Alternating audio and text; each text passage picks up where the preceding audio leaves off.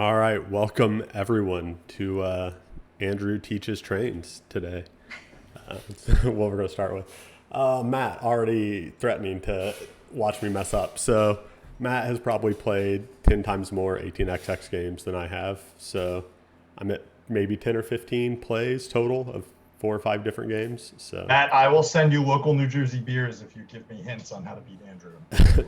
you probably won't need hints. I'm also not particularly good. But I'm going to do my best to teach this. And Matt, feel free to tell me what I mess up as I go because it will happen. So, but we are using the 18xx.games website. Yeah, you are beating me, Matt. That's in every game we've ever played.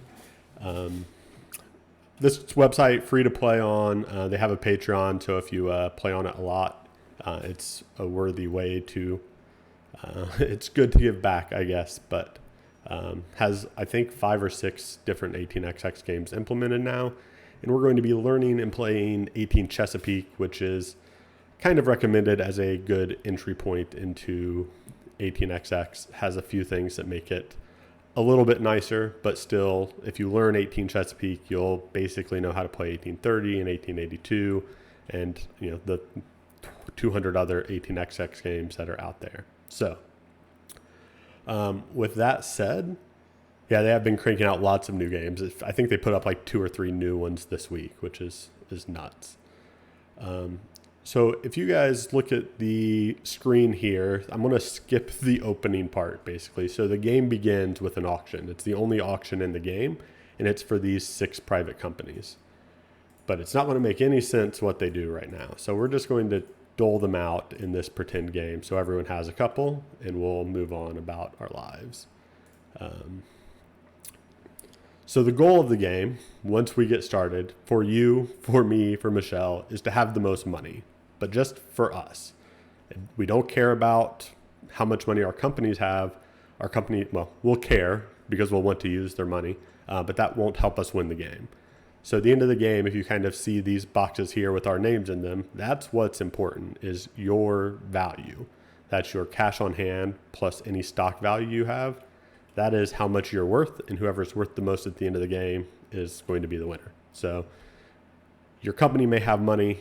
Your company uses their money to operate, to buy trains, to lay rail. You use your money to buy and sell stocks. And at the end of the game, if your stocks and cash left are worth the most, you win. So that's our goal. If you look at the top at the big long description of what has happened here, you'll see that it says in big bold letters we're in stock round 1. 18xx games are basically, there's a stock round and an operating round, and then a stock round and then an operating round. At some point there will start to be 2 or 3 operating rounds between stock rounds, but that's the gist of what's going to happen. We're going to start with a stock round. Stock round in 18Chesapeake, you can sell as many shares as you want to sell, then you can buy a single share. So those are your options, and we'll keep going around the table until everyone is passed. So obviously, throughout the whole stock round, I may want to buy 5 shares or 6 shares, but I can only buy one at a time. So after I buy one, Michelle will get a turn to sell whatever she wants to sell and then potentially buy a share. Then Alex, you can sell whatever you want to sell and then buy a share, and then it'll come back to me. If you don't want to sell or buy, you can pass. If it comes back to you, you don't have to stay passed. You can come back in, selling and buying however you want. The only really important rule at this point is that once all 3 people have passed, the stock round will end. So it's important to keep that in mind. So if you pass strategically hoping to do something after someone else acts, but they don't act, you may get hosed in that particular scenario. That part makes sense? Yeah. Cool. Mm-hmm. All right. And I just want to confirm, when I'm buying stock, it's got to be, I've used the cash from me, not from my company. So I can't use company cash to buy other company stock. Yep. So with very few exceptions, your money is only used to buy and sell stock. That's what it does. So during the operating round, you don't have to worry about how much cash you have. During the stock round, you don't have to worry about how much cash your companies have. Your companies aren't operating. You're just buying and selling stock. So they're very separate, but they will interact in a couple of different ways, but not at this point. You'll notice that most of these companies here, there are 8 different companies. So I'm going to talk a little bit about the entities here. These are public corporations. They have a few pieces of information. On 18Chesapeake, they're mostly the same. But the most important thing, I guess, is if you see let's look at the PRR here, Pennsylvania Railroad. You'll see that there are these 4 tokens, one that says F2 and then 40, 60, 80. So if you click at map on the top, F2 is where the PRR starts. So that first letter is part of this grid map. So if you want to know, well, where does the Strasburg Railroad start? Well, it starts in H4. So I can go to this map and find H4. Tokens are basically stations. They're going to be important for running routes because you have to run through a station that you have. But every company starts with one. The only thing that really imbalances some of these companies is obviously where they start and how many they have available. So the Pennsylvania Railroad throughout the game can put out 4 stations. The Strasburg Railroad can only put out 2. So they have less stations available to them. Does that make sense? Yeah. Cool. All right. A thing you'll want to keep in mind, so you'll be looking at when you decide what company to start, you'll be looking at this map. Anything that is a white circle, which is basically all these starting stations like PRR in Harrisburg, B&O in Baltimore, C&O in Richmond, those are, Anna Maria, I'm guessing, telling us we need better art here. You're not necessarily wrong, but it's functional for sure. These are all cities, and then you have these dots. These dots are villages, I think is what this game calls them. But all of those things are revenue centers. They are things that if you drive your train and your track through those, you will earn money for that company. So starting C&O is lovely, and you have a long way to go to connect to anything. These red areas are also revenue centers. They are considered off-board locations, but you can deliver Richmond to Norfolk or West Virginia coal to Lynchburg. All of these little arrows into the red areas are places that track sort of exists. And that you can build into. That's where you can put the track into. Yep. But there's nothing there. Correct. Okay, got it. Let's see. All right, so when we start, you're going to have, you'll see that most of these companies, with the exception of the B&O in Pennsylvania, say 60% to float. So that is a thing that people that play 18XX games know what that means, and everyone else in the world does not, probably, because it's weird. Hi, Kimberly. Welcome to our 18Chesapeake.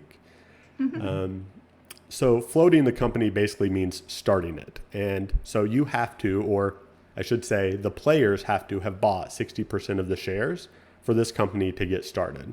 If less than half of the company is owned, then it's not going to run. It's not going to do anything. It doesn't really exist yet. If you click on one of these, you'll see you have 3 options for what it calls the par price. So 70, 80, or 95, which is basically what you want to decide it's going to cost you per share to buy the company. So before anyone has bought one of these companies or has bought any shares in a company, the first person to buy it gets to decide the initial cost of the shares of the company. So I can say, I want the Strasburg Railroad to cost $70 a share. And I click on 70, and I immediately become the president of that company. To become the president, you have to buy the president's share, which is basically buying 20% of the company right away. So if you want to launch and par this company at 95, it's going to cost you, I should have picked a better number, $190, right? Because you're going to pay 2 times that price right away. So my $700 down here, as soon as I par it, becomes $510. In exchange, I now own 20% of the Strasburg Railroad. Simple enough, right? Yeah. So let's pretend like I didn't choose $95, because for this company to work, I need to sell 60% of the company, right? So at $95, that's 570. So I guess I could make that work, but hey, Girls Game Shelf, thanks for subscribing. Enjoy your Cthulhu hype emote. So once you own 60% of the share, so let's say I parred this at 95. So now it's Michelle's turn. She is going to choose $70 for this one. Alex, you're going to start this one. So pretty typical. Then it'll come back to me. You cannot sell during the first stock round. There's really no reason to. So I'm going to keep buying shares of my company. Michelle's going to keep buying shares of her company. You're just going to keep buying shares of the company you started until you've bought 60% of it. So I'm going to keep buying, and now I've got to 60%. So 60% is a magic number, and you can see up here it says SRR floats. So it immediately starts up. It is now a real live company that can do things during the operating rounds. It also gets a bunch of money. The money it gets, though, is $950, which doesn't make any sense, kind of, because I've only put in $570 at this point, right? I put in 95 times 6, but it gets all of its money. So it got $95 times all 10 shares. So whatever you par it at is also going to be how much money the company is going to start with. So the higher, the better in some respects. Yeah, Andrew, you got to keep up with Kimberly because she already said that in chat, buddy. Yeah. Well, Kimberly, I'm slow. I'm trying. So by the time, so now if Michelle launched this one at 70, this one's only going to start with 700. Alex, I had you start this one at 80, so it's only going to have $800. So I have the most money. Now I have cash left over. Michelle has a lot of cash left over in this particular example. And Alex, you have $70, right? So I don't have to just be invested in myself. If you notice on the screen though, I can no longer buy this company because each individual person can only own 60% of a single company. So I can't buy 70% of a company. But Michelle owns 60% of this one, and maybe I really believe that she's going to do well. So I'm going to buy a share of that. So then Michelle might buy a share of Alex's or whatever. Or maybe you'll just pass and save your money. Okay? All of the stock round stuff makes some amount of sense to you guys? Mm-hmm. I mean, I'm pretty sure I won't be making meaningful decisions once we start actually playing. But yes, it makes sense. That's fair. All right, so you'll notice if you look at the top here, it's going to say Alex has priority deal. So the turn order here is Andrew, the turn order for, let's find where it shows us entities. Yeah, it's Alex, Andrew, Michelle, right? So I was the last one to do something, or actually Michelle was the last one to do something. So Alex, you get priority deal. The last one to act, the person to their right, essentially, left, if you're around a real table, gets priority deal and gets to act first during stock round 2, which can be pretty important, but also isn't always. The idea is if Alex, you and I both have a bunch of shares in a company and we think this company is going to start doing poorly, or maybe we don't, but you just want to be a jerk. If you have priority deal, you can sell all your shares in it, hurt the price, and now I don't have a chance to sell and get out before you've ruined everything. So there's a real Republican bent to this that this is too comfortable with. This is capitalism at its finest, sir. All right. So once we get to operating rounds, you'll see that it'll list the companies up here and their president. So I started the SRR, Alex, you started this one, Michelle, you started this one. If you click on market, you'll see where their sort of stock prices are. And stock prices are the order that they operate in. So whatever company has the highest stock price goes first. So you can manipulate that at times throughout the game. The operating rounds have a very defined structure. So you do basically, I think, 5 things. The first thing is you can lay track. So the rules for laying track are fairly straightforward, and this implementation makes it very easy because you'll notice there's only really one hex that is highlighted, which is this one, or isn't grayed out. This is the only place for me to lay a hex because it has to touch or go through one of my stations. I only have one station, so this is all I can do. As you put it in there, if you click it, you can rotate it however you want to rotate this particular piece of track. Hit the check mark, and you have laid track. Track does not cost your company any money to lay in this game, unless you're laying over one of these mountain hexes that have a triangle with the number 80 next to it. If you want to lay in one of those hexes, it costs you, you'll never guess, $80. But that comes out of the company. It does not come out of your personal money because this is the operating round. Now you'll notice that the website helpfully skipped a bunch of stuff for me because I don't have any trains. So after you lay track, your next option is you can add another token. So I have this other token I can place for $40, but I don't have anywhere to put it, so it didn't give me that option. Then you can run routes with the trains you already have. I don't have any routes, so it didn't give me that option either. So then it yells at me and says I did not run. If you don't run your company, your stock value goes down, shockingly, because your shareholders are angry. So you'll see that I was at $95, but I have moved one step to the left in the market. I'm now at $85 a share. So sad times for the SRR, but every company doesn't run an OR1. It's not possible because the last thing you do is you buy trains. So that's what it's offering me here is how many trains do I want to buy? It shows me the available trains at the depot, and it tells me how many there are available at varying costs or in varying sort of, I guess, strengths, if you want to say that a train has a strength. You can't just choose what to buy though. You buy sort of the worst available train. So there are $80 trains, there are 2 trains, there are 7 of them. The 3 trains, there are 6 of them, the 4 trains, there are 5 of them, and so on and so forth. The costs go up, but the benefits go up. A 2 train basically means when you run that train, it can hit 2 revenue centers. So whether that be villages or cities, it can hit. So if I eventually, next turn, maybe I'll have a track here through Williamsburg. So if I had a 2 train, I could run Strasburg to Williamsburg. If I had a 3 train, I could run Strasburg to Williamsburg. I guess that's Wilmington to Baltimore.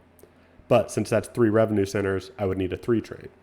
That would be awesome, but I can't buy a 3 train. So I can buy a 2 train. I can keep buying 2 trains. I could buy all 7 of these 2 trains. That's not actually true because the train limit is 4. But I can buy 4 of the 2 trains if I want. Matt probably would. Matt likes to ruin life when I play these games, but otherwise it's lovely. So I'll undo a little bit. Say I bought 2 trains. That's it. So now this works very similar for Alex. So Alex running the LV, he can put this hex here.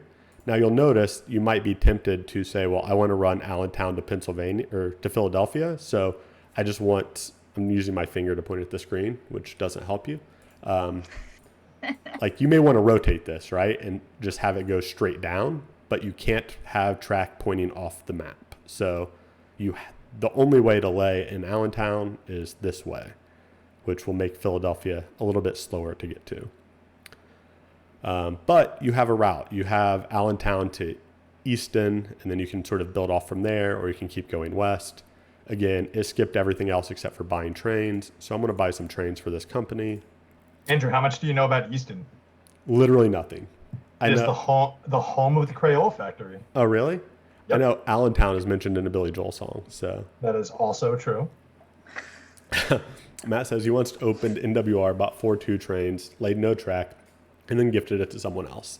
That's why we don't play games with Matt. I have no idea what any of that means. Absolutely. Yeah. So Michelle's company would start way over here, so we're just going to lay some track and why does Michelle's tracks look different? The ones that you just bought from Michelle. Good question. So you'll see that there are these 2 dots here. Andrew, I knew it was a good question before I asked it. I didn't need you to tell me. Thank you, though. Man, try my best here, Alex. All right. I'm just messing around. No, you're good. Dude. I get it. I get it. It's a great question. So these are villages, not cities. Okay. So the round circles are cities. Right. And they have different tracks. So when you click this one, because these are villages, and there are 2 of them, you'll see that like 5 different tiles popped up. They give you lots of options. So you can have them go this way, or you could have a tight curve go weirdly like this. You can do whatever you want. Or I could do like a tight curve if you wanted to connect that route to whatever that is, Pittsburgh up there? Pittsburgh, yeah. So if I undo that track lay, there's probably... you couldn't do that because then the straight would lie off the board, so you wouldn't. Got it.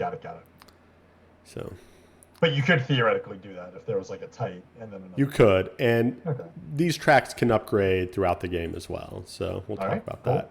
Cool. So let's say that Michelle buys a bunch of trains as well. She's done. And we're going to skip companies for now. So we've done OR1. Now, one thing that happens in 18 Chesapeake that is different from all of the other 18XX games, and I say all, I haven't played them all, but all that I know, is a train export. So you'll see that it said a 3 train exported, which basically means it just went away. And that will happen at the end of every operating phase or before every stock round starts.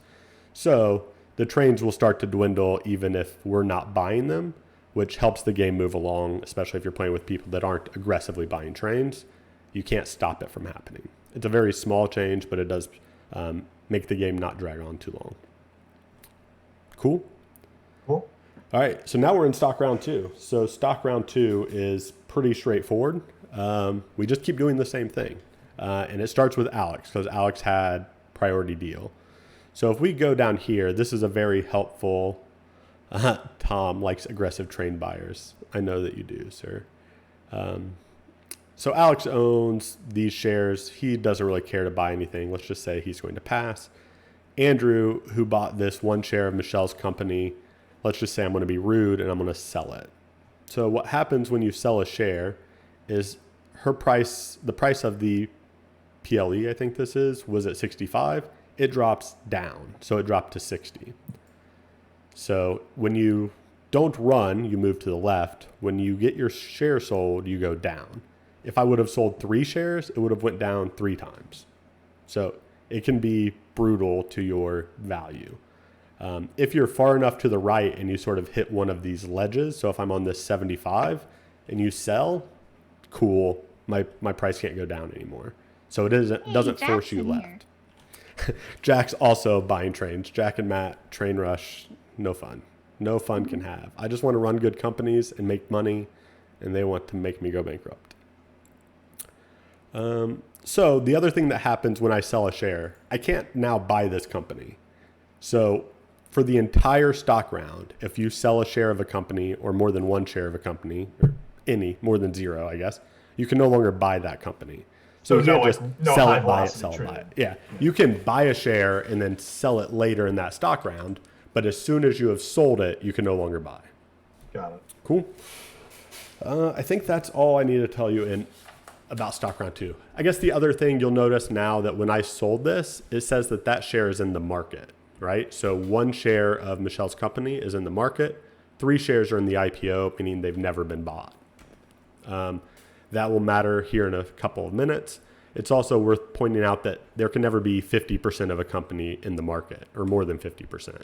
So if you want to sell, but everyone's already sold, you might just be out of luck because the market can only have so much.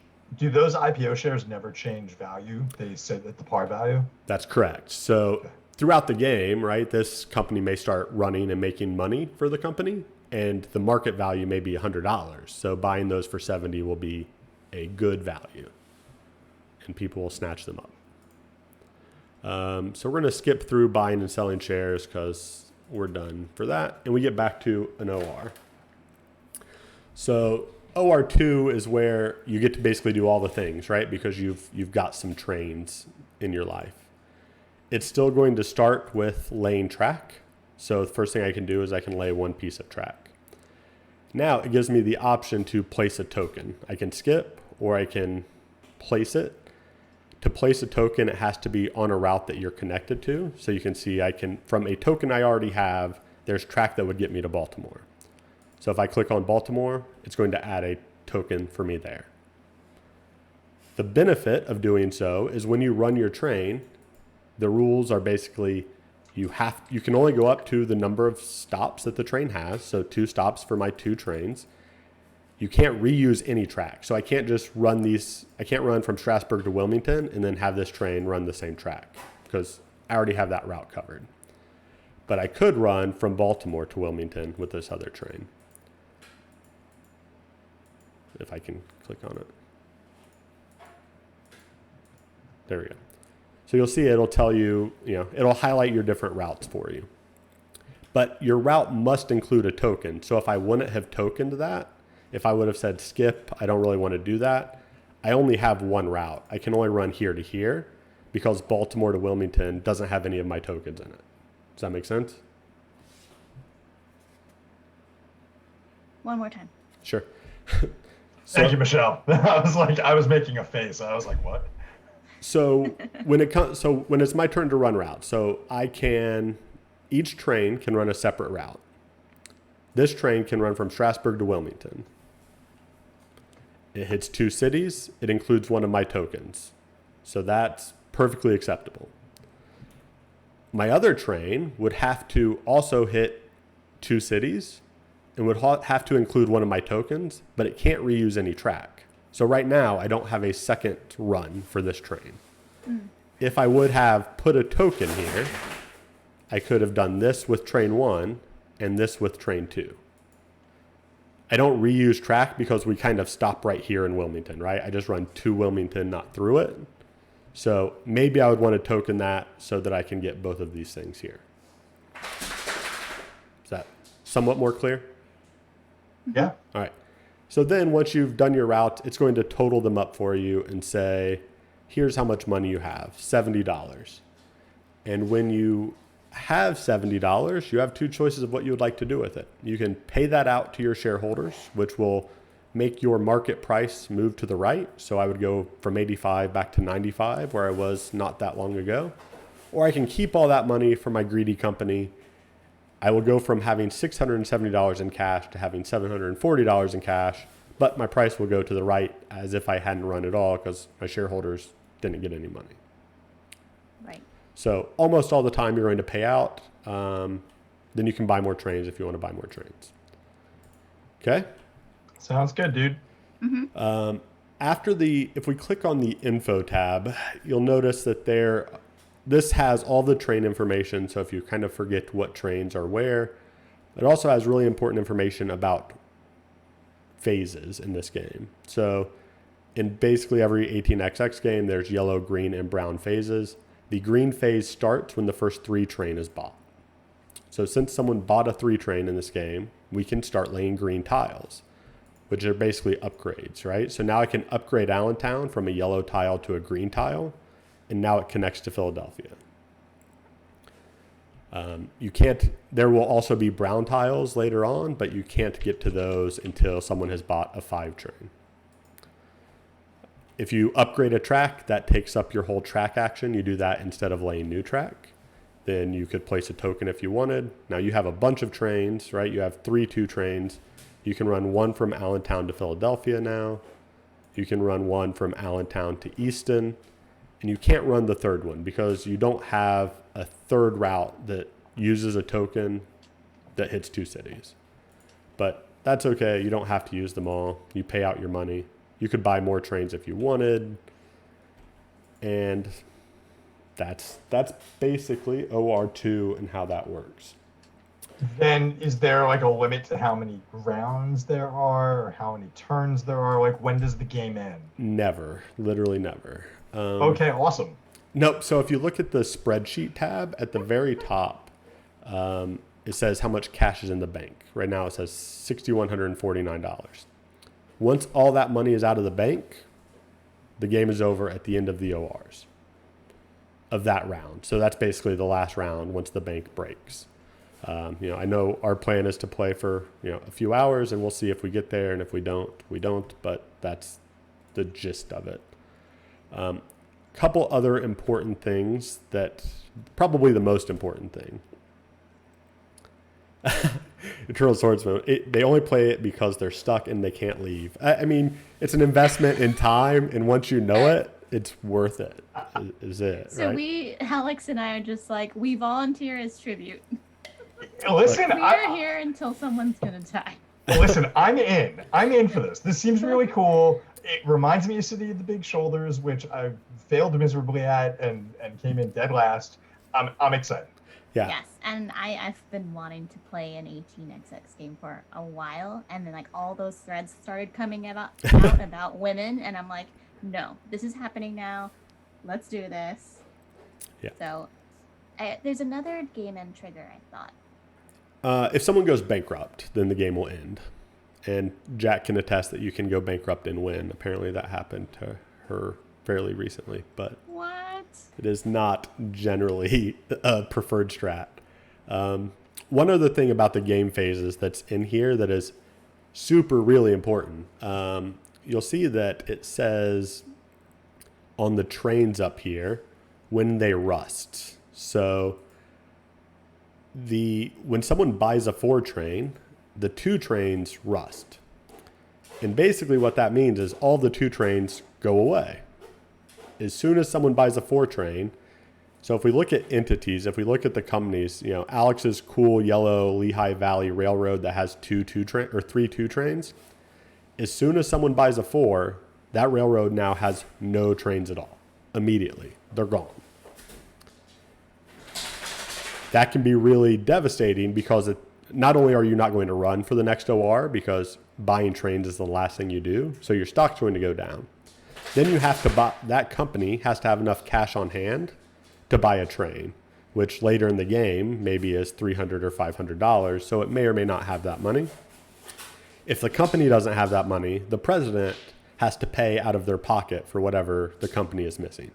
So that is the one exception of company and personal money being separate, that when you are the president, you're on the hook for buying a train if your company can't afford one. Sucks. I don't understand a world where a president has to take accountability for fiscal deficiencies. Sole proprietorship. Does not compute. Yeah. All right. Last thing before I go back to the very beginning, if you click on tiles, this will show you all the tiles that are available to lay in the game. This is maybe I guess the most important thing in 18 Chesapeake, all of the cities go straight. There's no way to make a sort of hard turn through a city or even a soft turn through a city. Every city is straight, and all these tiles are limited. So there are only right now 6 of these left. There are only 2 of the straights through villages. There's only 1 of these, right? I mean, it's pretty straightforward, but maybe you want this tile, this number 26 that has the straight with the hard right turn. But if someone's put it on the map, you can't have it. Okay. It's pretty. Cool. I like that. Yeah, it can. You plan around it, and then you start saying, well, I'm going to upgrade that tile to a brown tile so that you can get it back in the supply so you can then lay it, but it takes a hot minute. So at the very beginning, I skipped over the entities of all. I'm going to delete this real quick. Oh, really quick. Sure. Andrew. I'm just looking at the rule book, and it says that you can't upgrade tiles that have small cities. So is that what you've been calling villages? Yep. So these little dots. Yep. If you look at the tiles, when you put the railroad tiles on them, those dots become these sort of dashes. Mm-hmm. There are no dashed green or brown tiles. So they will never. Yeah, they don't have the infrastructure to have a super cool train. Correct.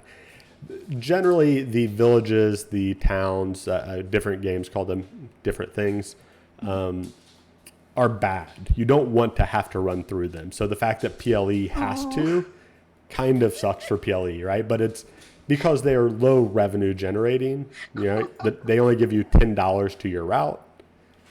So dirty. It's like what? No small town folk for our company. Well, I mean, your train has to run through there, right? Your 2 train can only hit 2 cities, and one of them is only going to pay it $10. That's bad news. Jack with the Pro Strats, NW and PLE are the best starting companies. Why haven't you told me that in our games? All right. So I started this over without putting our names in because I was lazy, to the private company auction that happens at the very beginning. So this auction is weird. I'm going to tell you what all the companies do then, and then we will go through it. So the very first thing that happens during an OR, during the operating round, is every private company pays out revenue to whoever owns it. So you'll see that at the bottom there's a value, which is basically the minimum price you can buy it for, and there's revenue, which is how much money it's going to give you every round. The Delaware and whatever canal. Raritan Canal, dude. Thank you, Northeastern friend. It runs through New Jersey. Perfect. Doesn't do anything. It's not special at all. Has no special ability. It gives you $5 a turn, and it blocks a hex. You all in chat, if you feel like making any New Jersey comments about not being special, I am not here for you. I eat those comments. Eat them right out. Columbia Philadelphia Railroad. This one blocks 2 hexes. So if you look at the map, H2, so it's right here. It has this C-P. Whoever owns this company basically has these 2 hexes protected. No one else can build in them until the company decides to allow that to happen. Baltimore and Susquehanna Railroad basically does the same thing, but different hexes. And it can only use the number 8 and number 9 tiles. That's true of both of these. Chesapeake and Ohio Canal, I can pronounce that one. Blocks the D2 hex while owned by a player. And basically you can place a tile on it for free. You must pay, and you get to put a station there.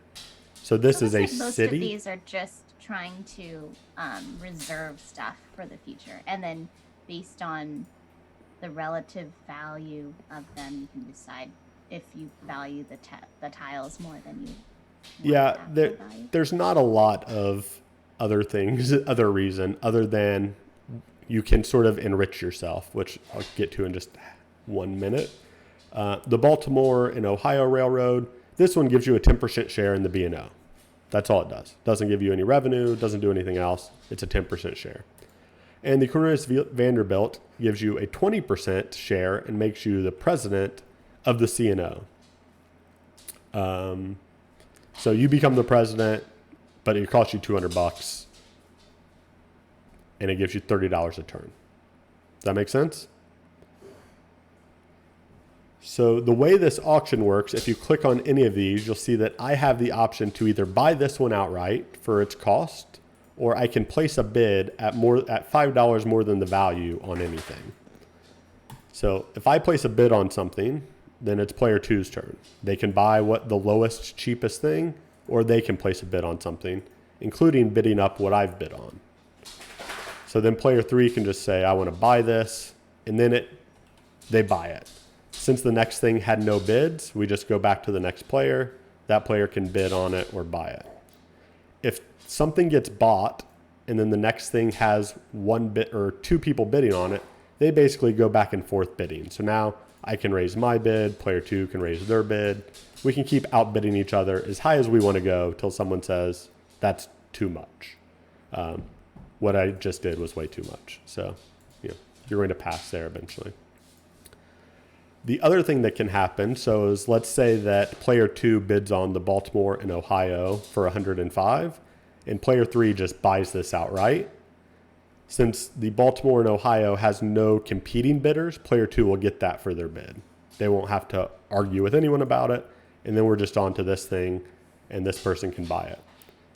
If everyone decides to pass, then a train gets exported, and all of those private companies pay out their income. So player 1 got $10, player 2 got $10, player 3 got $20. Player 3 is going to be happy to pass forever because they're just going to keep getting more money. So eventually someone's just going to suck it up and buy it. It's not really good to pass, but it is a thing that can happen. Does that part make sense? At least how the auction works? Mm-hmm. All right. The other thing, and Matt kind of alluded to this in the chat, that the most important private part of the privates is looting the privates. So during the operating round, after you run your routes, you'll have the option to buy one of these private companies into the corporation. So I own, as a player, the Columbia Philadelphia Railroad, whatever this thing is. It cost me $40. It's giving me $10 a round. But if I'm the president of the B&O, I can sell that to the B&O for up to twice its value. So I can sell it to the B&O for $80. The B&O will lose $80, but I will gain that $80. So that is a good way to get more money out of companies and into your pockets. Very much, Alex, like the capitalism that we all love. Cool? All right. That is the best that I've got. So we will just jump in here, find the right game. And I'm sure Matt or Jack or Kimberly or anyone who wants to tell me what I did wrong, feel free. But we're going to start. So, or what I missed. I'm sure I didn't get anything wrong, but there are lots of sort of corner cases that I did not come up with. A lot of niche rules, things like that. Yeah. All right. So I have the first bid. I will bid on this one. I am not entirely sure why. So then it goes to Michelle, and we can keep going until. So you can bid on the Baltimore and Susquehanna like I did, and then we'll eventually have to compete for it. You can just buy the Delaware and Raritan, right, Alex? Raritan, yes. I got it. All right. So Michelle went for Columbia, Philadelphia. Now, in this game, you don't have to worry too much about it, but keep in mind that a company costs, at the very minimum, you have to par it at $70 a share, and you need to be able to buy 6 shares of it. So that's... Maybe I missed something. Sure. I can buy the Delaware and Raritan outright, but the other ones I have to put a bid on. Correct. You can only buy outright whatever the cheapest one is. And if you buy that one right now, since Michelle has bid on the second one and no one else has, and I've bid on the third one and no one else has, you would get the first one, Michelle would get the second, I would get the third, and then it would be my turn to decide what to do with Chesapeake and Ohio. Oh, I'm not buying it outright, Jack. Don't worry. I mean, I was just giving you the option. Sorry, I'm catching up on chat too. Did I mention rusting? I did mention rusting, Matt. I would not talk about rusting trains. But it looks like it doesn't happen until phase 4, so there's time? There is time, but it depends on how fast people decide to keep buying trains and starting companies. It's within the player's control for sure. Okay. So why did these games cost $200? That's a question that I have. That is a good question, and they're getting better. So All Aboard Games printed this. I think they're sold out at the moment, but are reprinting it, and they have a few other 18XX games that are in the $80 range. So it's much better than, but I mean, initially the way to get an 18XX game was, ordering it online, and the guy would go to his printer and print it off and glue them to cardboard and cut them out. It's just... Oh, hey, it's like splatter spelling. Yeah. Yeah. I mean, there weren't hundreds of copies. There were dozens of copies, right? So this was like why you would go to a board game convention and somebody would be like, I've got 1877. I don't know. That's probably a game. And that would be like, people would be like, oh, sign me up because there's like 3 copies in the entire world. Got it. Yeah, hand making them is Michelle. You can bid or buy or do anything you would like. Yeah, small print runs definitely contributes to this price, and still even at $80, right? There's not $80 of components if Asmodee was publishing it, right? But the scale just isn't there to print 10,000 of these. Or just imagine the Kickstarter comments on somebody who would kickstart. There'd be like 10 of them, and it would be like, my hexes are out of alignment. I just avoid Kickstarter. All right, I'm gonna do this thing. So I will buy this. Dude, it's not not my turn. Never mind. G2S, Alex. Yeah, I should come back to a G2S when traveling's a thing. Kimberly, it's again. I know we've talked about this. It's really not that bad. I mean, after in the after times, maybe I'll get up there. All right. Oh, now I don't really want to buy because you started bidding. That's fine. All right. So I will place a bid. I will try to buy this. So Alex, you can either pass or keep bidding me up. Keep in mind, if you want to be able to start a company, you need to have $420 left at very minimum, because you need to buy 6 shares at $70. So say that I need 420 in this particular game, which you start with a lot of cash in this game. In some other 18xx games, if you end up with 2 or 3 private companies, you will not start a company. So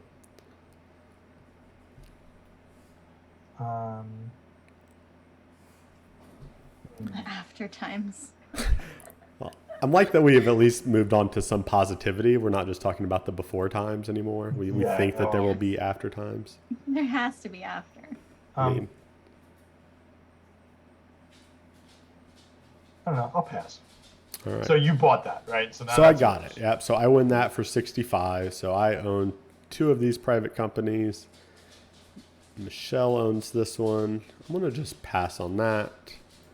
And I'm going to buy this outright. It's not my turn. Michelle might buy it. This is for Cornelius Vanderbilt. Yeah. So this would give you a 20% share of that company.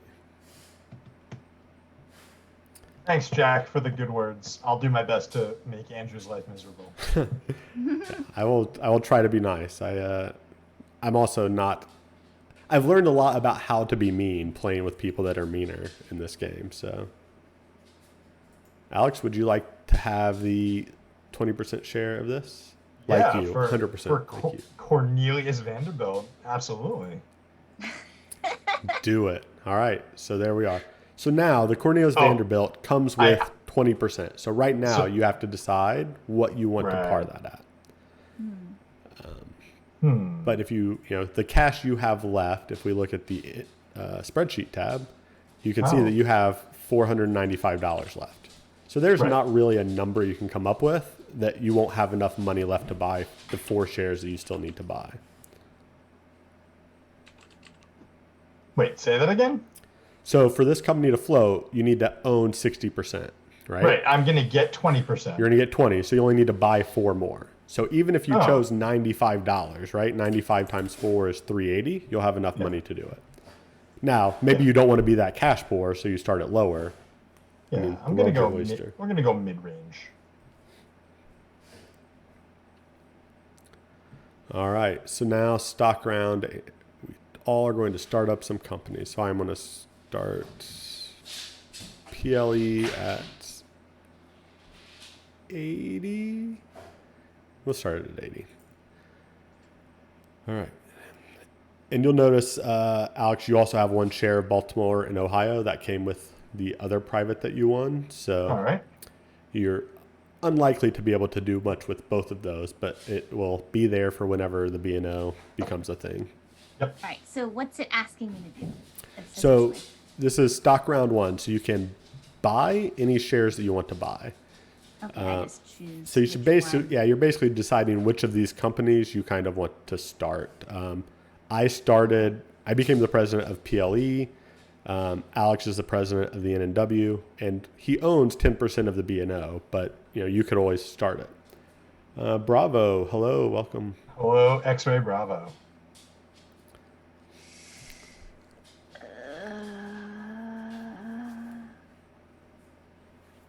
I'm a little bummed out. I asked my mom to come. I sent my mom the link.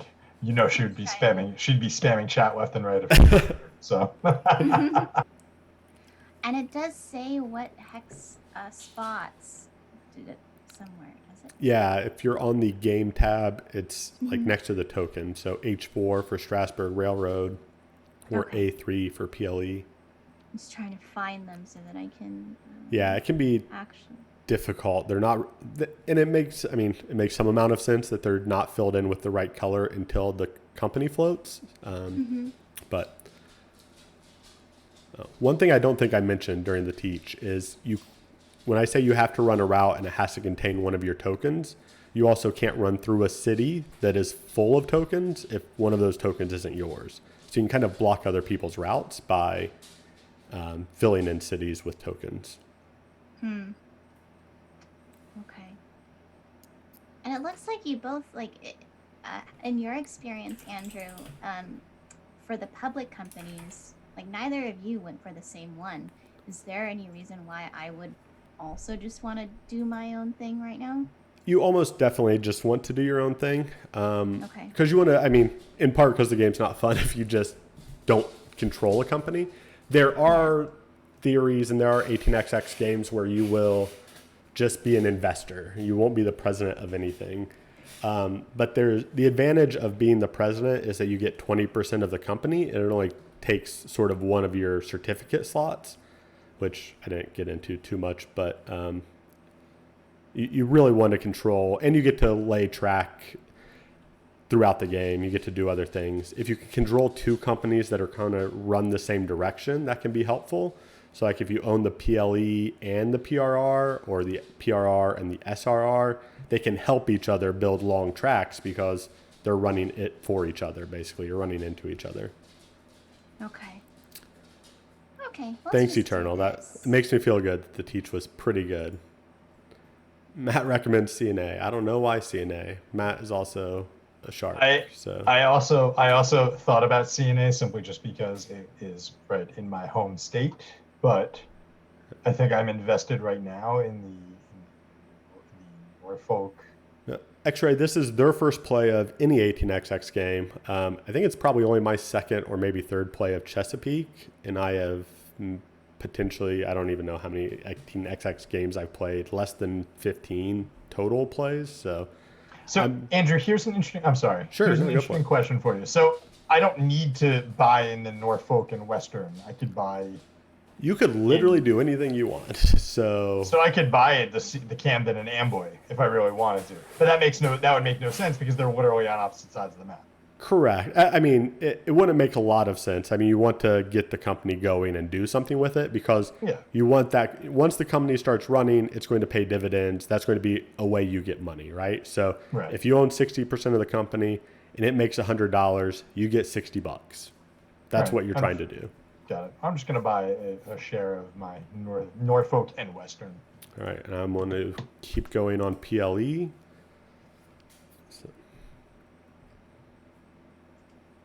Oh God! When does this phase stop? So it stops when everyone passes consecutively. Okay. So most likely Alex and I assume we're all going to get our companies at least started and then maybe invest in each other or maybe not. Matt says if you don't close Cornelius, you'll keep making private income, and that's a reason to start a different one. I see.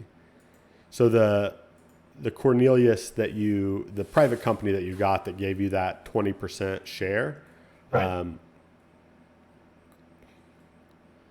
private closes when it buys its first train. So when the N&W buys a train, that company is going to close and stop giving you money each round.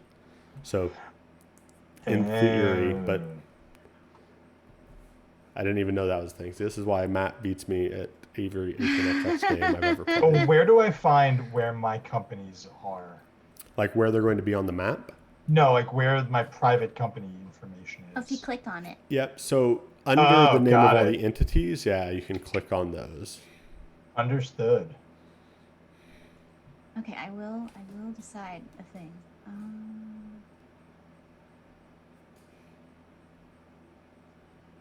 Sure, let's try this.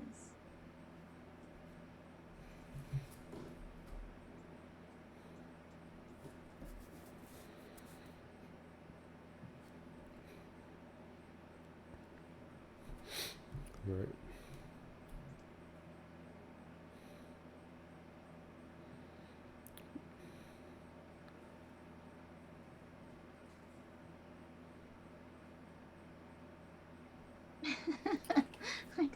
I like all the people in chat congratulating each other on their statements. It's interesting how many things that I just don't grasp about many of these games still. So, but I also haven't played Chesapeake more than a couple of times. And it's my turn. I'm sorry, everybody. Okay, cool. Then I'm gonna do this. I'm gonna follow everybody's advice, and I'm gonna. Good luck, Matt. I believe in you. Bye-bye. All right, Matt. I'm trusting you here. Tom, thanks for subscribing, sir. You know the tofu burrito? I do. That is Tom of the Drinking Meeples fame. Oh, I love the Drinking Meeples. Thank you for the sub. Awesome. All right, Michelle, you can choose the company to buy a share in.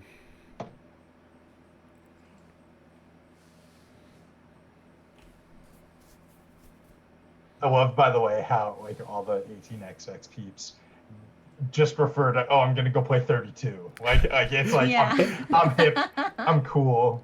You Like, don't even need the first part. It's just I love the number. fact people are called. I saw in chat somebody called it Chessie. I was like, that's adorable. And it's my turn again. I'm really sorry, everybody.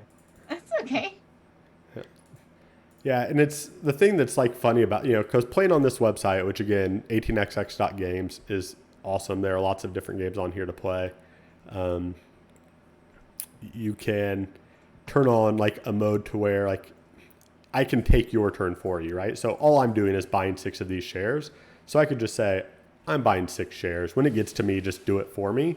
Unlike something cool. like Board Game Arena where like you have to log in and find it or whatever. So it allows a little bit of, and you can turn that off if you're not, if you're playing with. Drinking meeples are no more. That's true. They still drink and play games though. So. Okay. All right. So you've started the B&O. Looks like Michelle's on her way to starting Lehigh Valley. I'm just passing. I have $235 and I'm going to keep them. I've got a company started. That's all I need. Tom, do you have any more Fall Guys wins? Tom texted me about his Fall Guy win, and I was super jealous. I know Anna Maria's partner has won 3 times now. Whew. Yeah, but Ben is like a pro at video games. I mean, oh, really? I want to be Fall Guys Pro Esports, but it doesn't seem to be working. I need to get my controller. Like, I've been doing it on keyboard, and it's so difficult. Yeah, I cannot imagine playing on keyboard. Pass. All right, so now we have all passed. So Alex gets priority deal. He was the last one to. Well, he's left of the person who took the last action. So poor. We all got our income from the private company. So I got 5 from Delaware and Raritan. Michelle got 10 and 15, whatever. You see how we got a bunch of money. And then I got 30 from Cornelius Vanderbilt. Yeah. Oh, nice. You rich. Got it. So I place my token on A3. I get to lay a track. I don't have a lot of options for this track other than straight and straight. So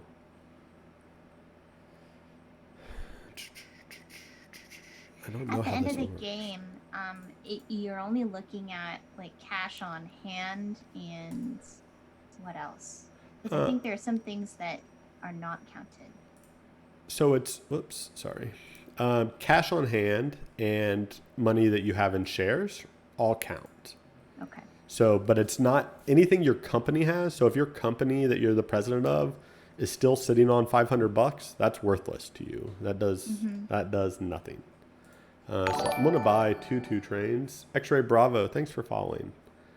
So I will be done buying trains. And now, Michelle, you get to run the Lehigh Valley Railroad. Oh, dear God, help. Okay, so I click this, and it only gives Captain me the Toby, one, thanks for following. Thanks for letting us play this game. It's awesome. and I can rotate. No, is that the guy who? He is the 18xx.games person. Oh, cool. Oh. Nice. So yeah, Allentown, you have to lay that way because if you lay it up and down, it runs off the board and into the middle of nowhere. Right. Okay. Ambi, thanks for following. Now what's it telling me to do? LB must buy an available train. Yep, so you see the buy button next to the depot.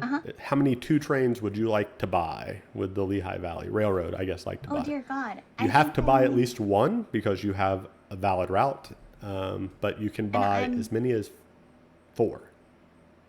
Okay, and I'm buying out of my company's money, not my cash. Correct. It is company money. It's the Lehigh Valley's $700. So they've got nothing to do with their money for the rest of the game other than buy trains, lay that $40 token that they still have to lay later, and buy in your private companies after phase 3 starts. Okay, and so I'm done buying trains. Yep, you I press done. So you press done. Okay. And that's it. You are done. Oh, God. All right. So I've got my tokens on Baltimore. Yep. So I can build a track, right? That's what I have to do first. Correct? Yes, track is first. So Okay. So if I build this, can you all see like what I'm doing? No. I can What only I'm see it doing? once you confirm it. So Yeah, Okay. once you're So I'm decided. gonna build a street track Yeah. because I guess I'm just gonna go to DC. Yeah, and if you look at the tiles tab, you can see that DC, there's a special tile for DC. It's the only one that isn't straight through, and it's worth $30 when you run through it. So DC, and by the time it becomes a brown tile, it's worth $70 when you run through it. So running to DC Oh. is a very useful thing. Okay. Andy followed. Nice.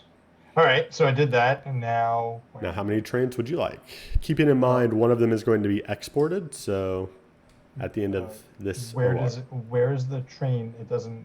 Hold on. Why So if you see, it should say available trains, and it says to the depot, $80. Is it on the map? If you click on the game tab, every time Game it's your tab, got turn it. and there's something for you to do, it's on the game tab. Got It's sort of okay. context sensitive. It'll give you what you need to see.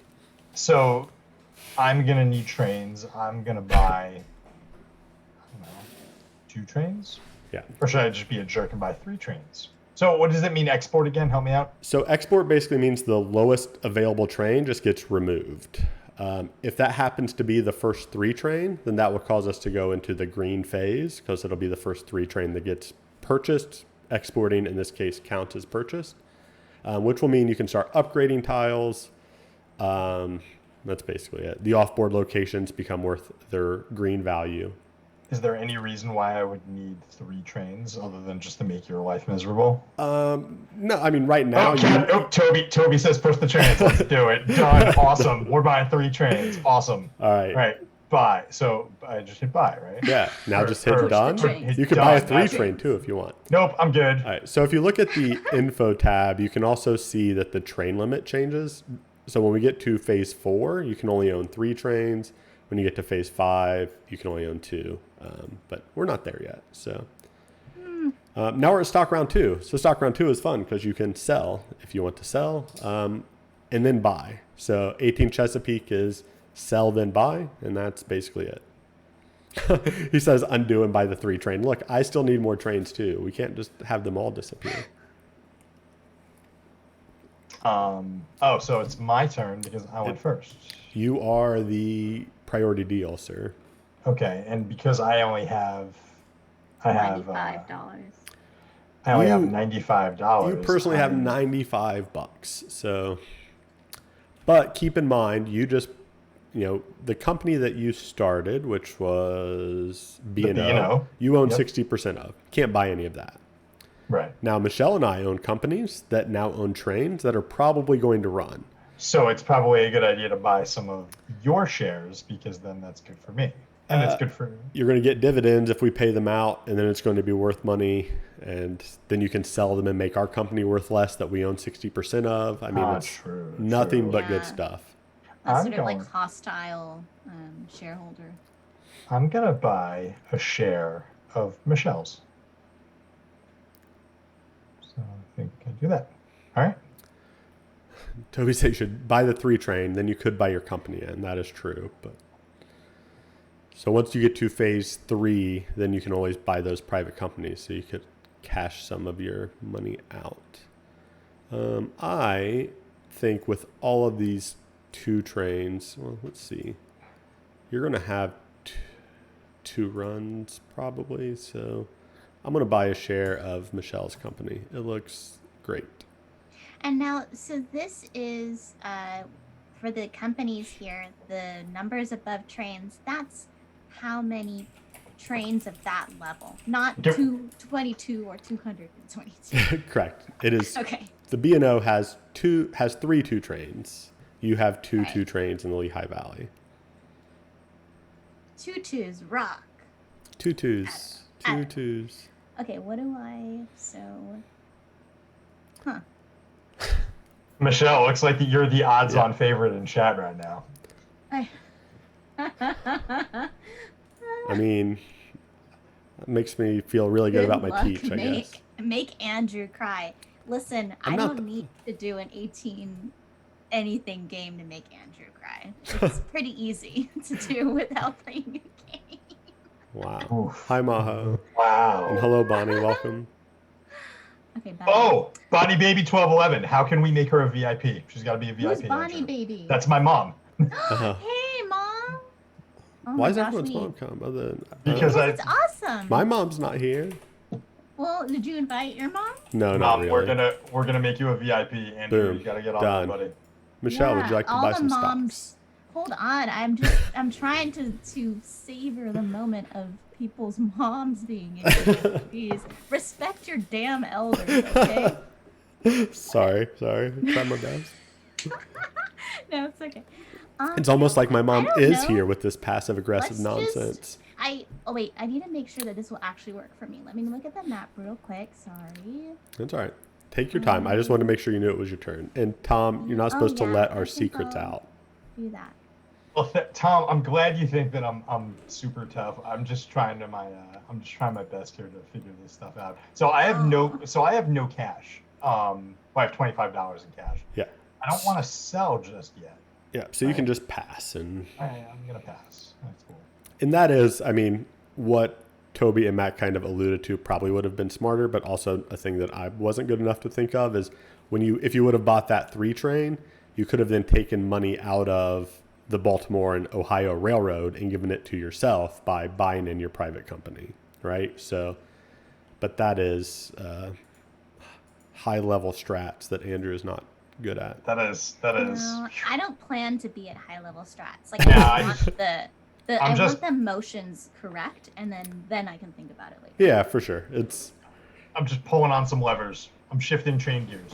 And that's kind of where I'm struggling a little bit with 18xx games, especially with, as great as having so many of them to play. It's like I'm not getting good at any of them. Not that I have to be good at a game, but when you play against people that have played it 15 or 20 times, the sort of small differences between 82 and Chesapeake, I don't know what the private companies really do, right? I kind of taught them like I know them, which is this blocks some hexes and then you can buy it in and it probably does something else, but who knows what. Yeah, I think it just comes with experience. Those people on BGG that have those long threads of they've done all the calculations of and iterations of stuff. That's. Well, it's kind of like Thanks for playing following Alex's mom. Oh, thanks, Mom.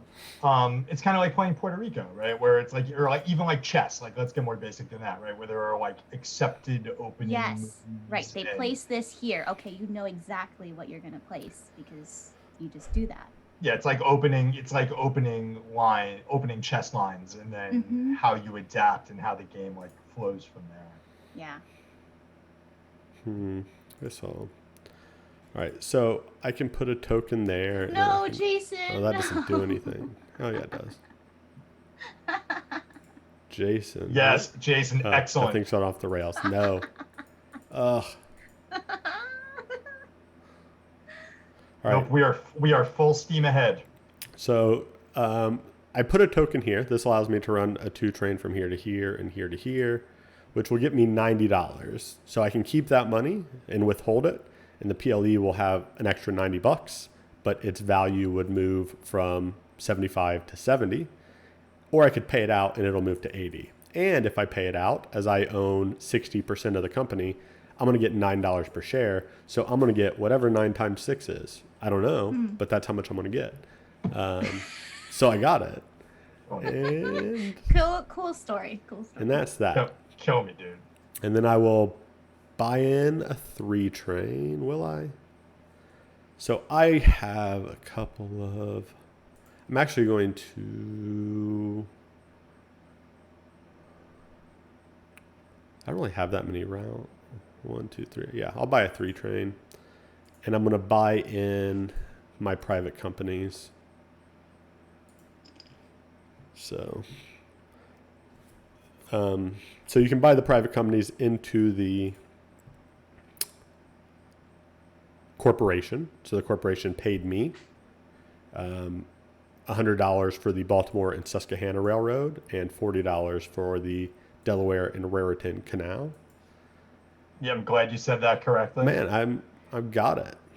So the DNR Canal runs all the way from the Raritan River all the way down to Philadelphia, and you can just take there's like a path that you can take. That's about 55 miles or so, and you can go the whole way down, but not Philadelphia, down to Trenton, excuse me. Yeah. So one thing that I don't think I explained very well when I was teaching this is, so let's say, Alex, that somehow you connect your railroad to mine. Mm-hmm. You would not be able to go through Green Spring to Charles, whatever that is, because I have a token there and there's not an empty spot. So you would have to stop. You can't drive through unless there's an empty spot or you have a token. Got it. Okay. What's the little water-looking symbol in Strasbourg? So that just means it's an extra $40 to lay there, rather than Because $80, you because have there's to a go river rather than a map. That's the really Makes good sense. graphic design that some people like to point out. I think it's Cool. good graphic design. Another thing that you can keep in mind that, Michelle, is now that we're in the green phase, because the 3 train has been purchased, you can also upgrade. So if you click on that hex that you laid last time, you could change Allentown to a green hex that might give you other options as well. Oh, yeah. Oh, thank you. Mainly I- connect you to Philly, which is, I think, what I would do, Yeah. but I don't know. Yeah, no, I thank you for reminding me about the upgrade. It does look much better. Okay. Oh, fancy. And that's I chose to do an upgrade instead of laying new track. Correct. And you, Correct? it's one or the other. Okay. So What now is it's it asking asking you if to you do want now? to put a token. So you don't need a token right now necessarily, because you can run from Allentown to Easton and from Allentown to Philadelphia, because you have 2 Mm-hmm. trains. If you're worried about getting blocked out of an area, it could matter, but I mean, Those only Philadelphia seem doesn't to run be- through, so. Yeah, those only seem to be like places that could be a hub for Right. other people. Yeah, if they're sort of in the center of the map and people are going to block them off, it can become useful to do it. And Right. especially if you're a company that only has 2 tokens, like the Lehigh Valley, saving them for disaster is really good. Mm-hmm. And you know that because of the little icons. Yeah. Yeah, so you have Okay. you have those like one filled in dot in the J2 that's shaded, because you already have that Cool. one on the board. All right. So then I would just do skip token. Yep. Okay. Yeah, Ambi said the graphic design on the site is slightly more minimal, and I mean that makes sense. And I mean I don't really hate on the graphic design. We're just I think making- that it's but I think it's functional though. I don't think that it's.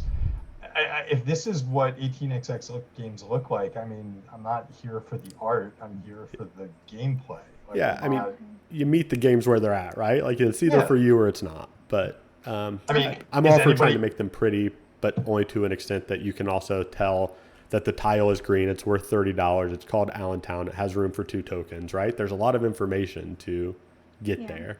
What are you So gonna do? it- You're gonna put like a nice like texture in the background, like that's Right. So now it's saying Yep. select routes, but Yep. So you have it's one of empty. your 2 trains selected because it's kind of darkened in. So now Uh-huh. you just click on the tiles that you want to run through. So you can click on okay. Allentown and then click on Easton, and it should draw like a red line through them, I think. Okay. And you have to click on the circles, I believe. I don't know if it's doing anything for you. Oh yes, it's got Okay. like this red outline. Yep. Ah, So then if House you of- click on the other 2 that's not selected, so select your other train and you can click on Allentown and Philadelphia and it will run your route there. All right. So House of EdTech is my buddy Chris, old coworker of mine, good friend. Good to see you, buddy. Hello, welcome. I made money. Woohoo! You made money. Oh God, I just feel like I've just been spending this whole time. You do. Oh God. Yeah, Okay. And that makes then sense. Now, So let's see Now where you it's are now. now I pay out. So now, do you want to give everyone who owns a share $12 a share and make your stock worth more, or do you want to keep it all for the Lehigh Valley? Okay. Okay. Now you have an opportunity to buy more trains. Your train limit is 4, so you could buy 2, 3 trains if you would like. 2, 3 trains, or you cannot. And now this is the part that you didn't get before. You have at the bottom the Columbia and Philadelphia Railroad and the Chesapeake and Ohio Canal. if you want to sell those to the Lehigh Valley, they can't really be used until a corporation owns them.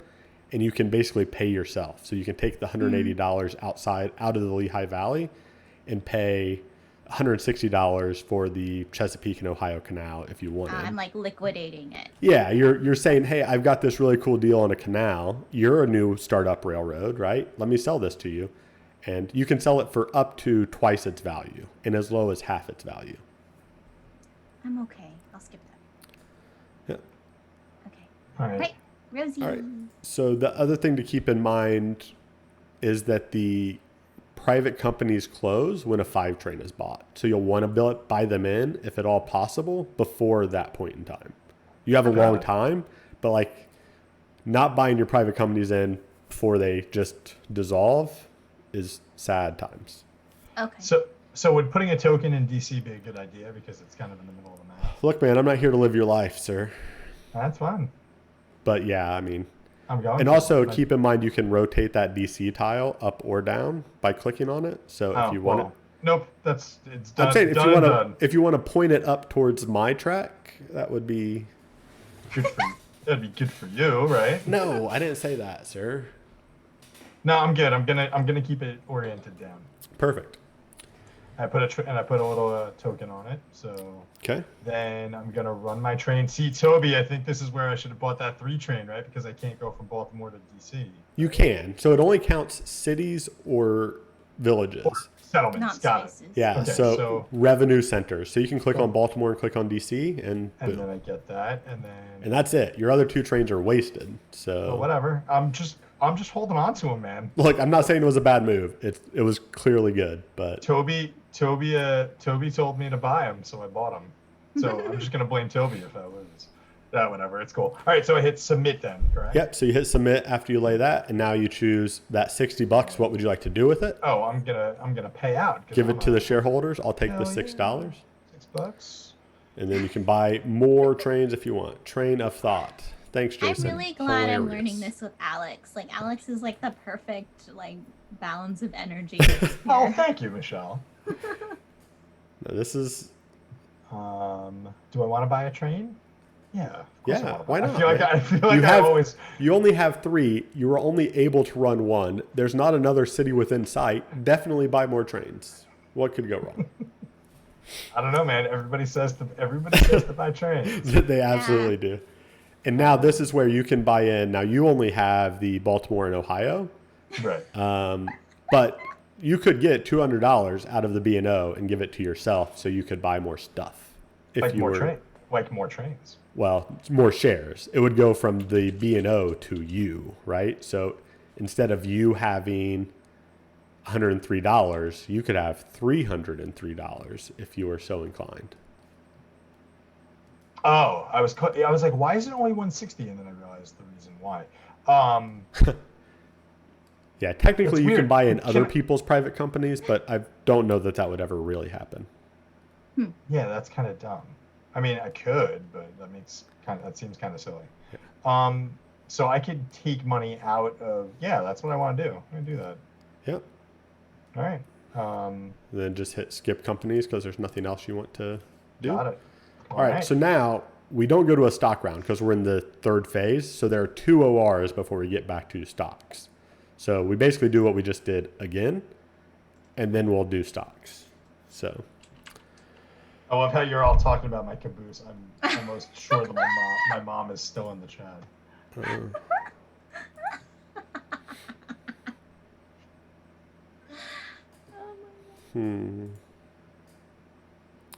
I don't have any way to do anything else. So we'll just do this for now, submit. And the great thing about this is it will just sort of keep the same runs you just had. So you don't have to do anything different necessarily. I don't want to buy any more companies. And now it's to Michelle. So when you get to running your trains, it will just tell you, hey, these are your trains. One thing I did mention that I'll go through in a little more detail, since it will make a little bit more sense. Trains rust. We kind of covered that, right? And you have to have a train at the end of the turn. So if all your trains are 2s and they all rust At the end of the turn, you're going to buy a train. If your company doesn't have enough money, you're going to pay for it as the president. You can go bankrupt if you don't have enough money to sort of foot the bill. Right. But you can also buy trains from other companies. So if you're the president of multiple companies, you could start up, the CNA, give it $950, have it buy trains, and then it can sell one to the B&O for $1 if it wants to. Got it. So there is a little bit of juggling trains back and forth that can be advantageous. You're also not required to have a train if you don't have a route. So if you just are laying out there in the middle of nowhere, you can. Matt, yes, you have to buy them. They don't actually sell them, and that can matter for when things operate in what order. So I love the fact that my mom is watching us play games and she's knitting. I mean, Watching us play games. That's classic. cool hobby intersectionality that I like. Okay, let's try to do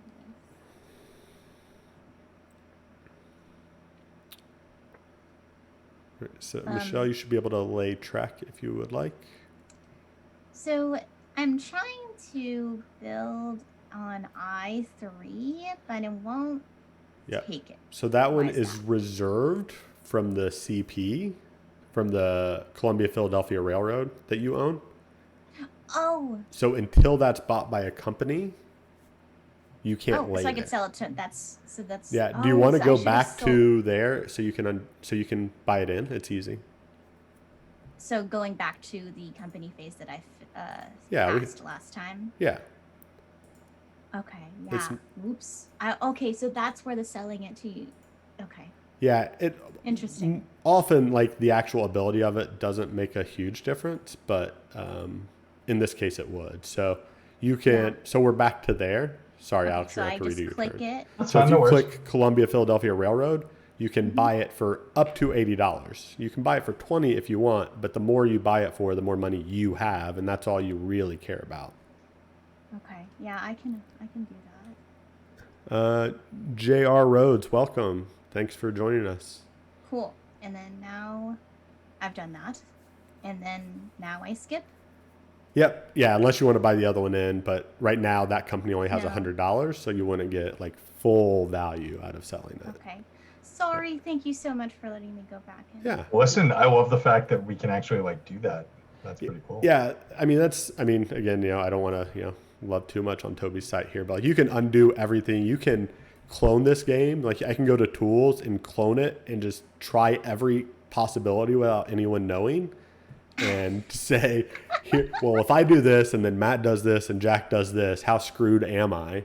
Find out and then do it anyway and lose. But in Question, theory, Andrew, does it matter if I go Washington to Baltimore or Baltimore to Washington? it matters It's all the same. not at all.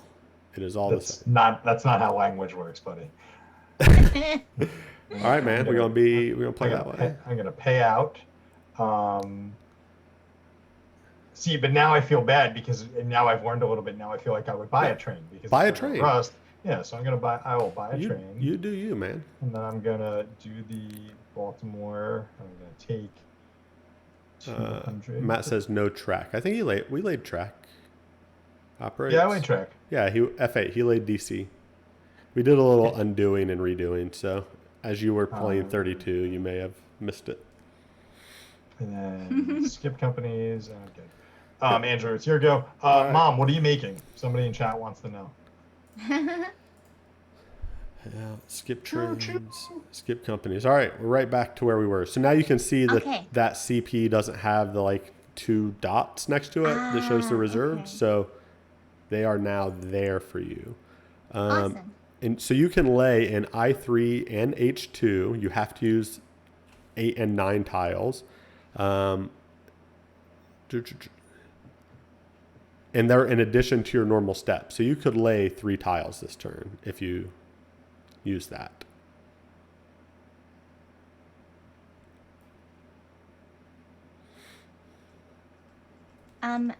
What do you mean by lay 3 tiles? So now if you click on H2, so the one sort of next to that, you can lay, so the private company that you bought in, its special ability is letting you lay those 2 in addition to your normal tile. It won't let me. I'm clicking on H2 and it's not doing anything. Matt says you need to hit undo, and you have to click on the private company to do it. So click on Oh, got it. click on that and then try it that way. Yeah, it did say that it lost the ability. Yeah. So now it says the CP laid that. Mm-hmm. A jacket sweater. Yeah. So you should be able to lay the I one. Yep. And now you can lay another one too. So you can go into Harrisburg. You could do an upgrade. You can live your life. Awesome. Living my life. You go south into Trenton.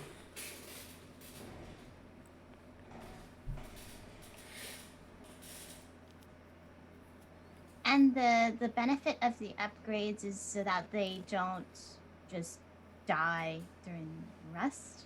Upgrading the tiles. Upgrading the tiles. What's the benefit on that? Yeah, so the tiles will never rust. There's a couple of benefits. If it's a city like Allentown, it gives you more connections, right? So it has a city goes from having 2 connections to 4. I think there are brown cities that have 5, maybe 6 in this game, 5. So you can get more directions. They also become more valuable. So Allentown is now worth 30 rather than the 20 that it was before. So now that you run through it, you're going to make more money. Generally, you're upgrading them to make different connections, right? So you can make I-3 go both north where it's going and make it go south towards Wilmington at the same time. Like you can Y off there so that you could have different splits. Okay, yeah. Cool. Thanks.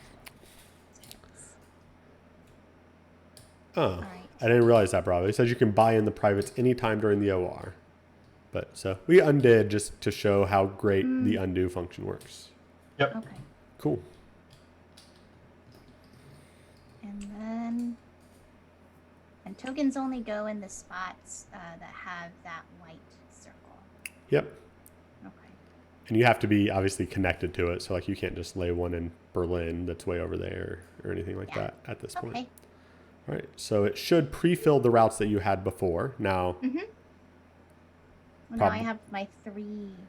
So you can click on those 2 are probably fine. The one that goes west doesn't get to another city, but you can go from Allentown to Trenton to New York, which is a very good route, I think. So if you click on the 3 train, you can run it as well. Yeah, I think so too, Bravo. We talked about that a little bit since it only has 2 tokens and it's not in any particular danger. It can hold off and try to use it at a more important sort of hub somewhere. When you were saying going from Allentown to Trenton to New York, how do I do the click through on that? So click on one of the 3 trains, and then you should be able to click on Allentown, and then the yellow tile, and then New York. You have to click on the circles or dashes as they are. Okay, there we go. Then do it. There, it's finally highlighting. Hooray! All right. Okay. And that will be, since we're in the green phase, New York is worth 60, so that's adding basically $100 to what you ran last time. So. Cool. And then, since I don't have an actual destination, my next 3 level train, I can't really run then, right? You can't, because you can't reuse any tracks. So you've ran south and you've ran east and you've ran sort of northeast. So you have this west line, but it doesn't go anywhere. So okay, so then that's when I would just submit my current ones. Okay. And then I can choose to stop this madness, but no. All right. Okay. Woohoo! Oh, thank you. All right. So my go.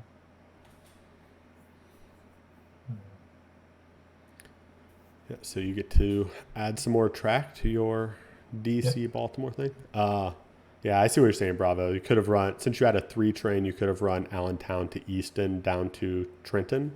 Oh, for the other. You could have used a 3 rather than a 2. So we'll just, if you lose by $10, that's why. Okay, I could send out my cooler trains for that. And I can still only run from Baltimore to DC because that's the only connection that I have right now. That's technically true. Okay, just making sure. All right, so. And you will see that you no longer have the ability to buy trains because you are train locked. You have 3 trains, which is the limit. So. And I'm going to pay out because I'm a nice guy. All right, and Michelle, so you'll see we have event A 3 train was exported. So we have lost one of those trains. If you want to click on info, you'll see that there are no more 3 trains. So the next train that you need to buy will cost you at least $300. And that'll put us then into round 4. Phase right? 4, which means Phase all 4. of those 2s just go away. And it's immediate. They all just go away. They just are gone. So if this is where turn order can be really important, right? So if you look at the market, the PLE is going to run first. Girls Game Shelf rating with the party of 7. Welcome, Girls Game Shelf viewers. Hey, Girls Game Shelf. I've heard of y'all before. We've seen you. So the turn order can matter. So if I buy that 4 train, you may not have any trains to run when it comes around to you, right? So everyone has a 3 train at least. That won't be a problem. But yeah. Oh God. I love this game. So Michelle, if you're so you have $396, which is $24 short of being able to start a company if you wanted to start another company. But that's not really true because you already own 20% of the C&O. So you could buy those 4 shares that are still out there at $70 each and start up a second corporation. You could sell a B&O share to raise $75 and then do whatever you want. I mean, the world is your oyster, but you have stock round 3 is where it really gets fun, where you can start doing some more shenanigans. Okay. And when do I get my $30 from being Vanderbilt? Never again. So that company closed. Well, wait. Well, no, it says income 30. Yes. Sorry. You bought it. You still own that and it cannot be bought. That's why. Okay. So you get it every OR. So you got it twice already. You're going to get it twice around basically during OR1 and OR2 until it closes, which is during phase 5. Girls Game Shelf folks, we're learning a very simple, straightforward game of 18 Chesapeake. But I got you, X-Ray Bravo. I got you. Don't worry. I am getting the hang of where I need to be. SR. Oh, yeah. Go away, Andrew. Go.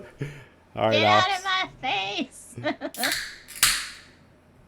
I'm just going to keep drinking while you guys do things. Yeah, no, that's all good. So, and I can never own more than 60% of my own company. Yeah, and if you look at the bottom, one of the other things I didn't really go into yet, but where it says certs, we all say, well, you guys say 9 out of 20. Poor Andrew says 7 out of 20. Each stock you own is basically one certificate, and you can only have 20. The only sort of difference there is the president's share is 20% of the company, but it only counts as one certificate. So being the president of a lot of companies means you can own more shares than people that are not the presidents of companies. But you can become basically later in the game, you'll be at a point where you can't buy because you already own 20 shares or 20 certificates. Hi, Yeah, good night, Amby. All right. Good night, Amby. I'm going to buy a share of Andrew's. I'm investing in the PLE. I appreciate that. How much money do you have? You have plenty of money. I've got $311. Well, I want to try to steal the N&W, but if I do it, it won't work. So I'm going to float the PRR. Oh, wait, hold on. Undo. Let me see how much money I have. Important to note. People talk a little bit about needing calculators, and I definitely do. So I can recommend a really good one, the TI-30. I use the one built into Windows, but sure. I mean, or you could use a calculator that's good for a calculator. Yeah, I have a finance calculator, the HP 10B2 Plus. Wow, that's real fancy, guys. I don't have any of that. Whew.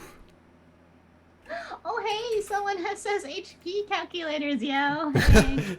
So Tom, I Tom, if $311 is a gold mine, does that mean that Andrew is like sitting on a diamond mine with 425 right now? A diamond mine? a diamond mine. I'm going to 'Cause- float the PRR at 95. I think my math checks out, so we'll see. All right, we are on to Michelle.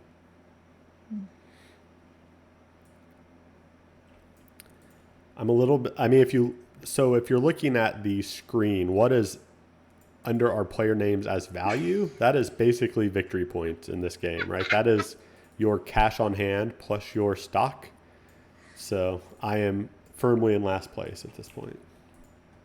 I like I never thought I would ever nerd out with chat about calculators, but it's happened and it's So happening here. If there's a time to do it, it's an 18XX stream. Listen, so I'll tell you, I had a TI-84 that I got when I was a freshman. Mom, I hope you're still on chat. Everybody had one. Listening to this. So I had a TI-84 that I literally used from freshman year of high school all the way through being a chemistry physics major in college. Right, and lasted me forever. I don't know where it ended up, but the problem that drives me bonkers is that they're still like $100. Like we've made such advancements since 1994 in terms of. All I needed was 95 times 6, though. I didn't really need anything that fancy. But Alex, it's on you, my friend. Oh, I'm sorry. Yeah, I'm trying to figure out if I want to float N and W or not. Listen, we have to enjoy each other's company too. Like Nope, I know we are 100% here to be serious and serious. Oh, yeah. Yeah, whatever, Anna Maria. You're not that much older than I am. Back Give in me a my day, break. they didn't have calculators. So Did you have to fight a velociraptor when you went to school? Yeah, the velociraptor had the abacus, and she had to just cut its throat for it. all right, back to you, Michelle. One other thing I don't know that I mentioned to you guys. So when you sell shares, so you can sell then buy. If you sell, you can sell as many shares as you want. You cannot can sell, only buy one. but you cannot sell out of the presidency unless someone else has at least 2 shares, and then they will become the president. So if you have 6 shares and no one else has at least 2, you can only sell down to 2. X-Ray Bravo, you kids amuse me. Nice, I love it. You kids. I mean, I like feeling young occasionally. Well, listen, I think I am the senior member of this chat of our game today. So, it's my turn.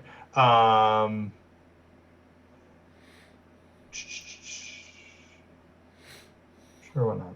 Oh, sorry, Triceratops. Much more formidable enemy.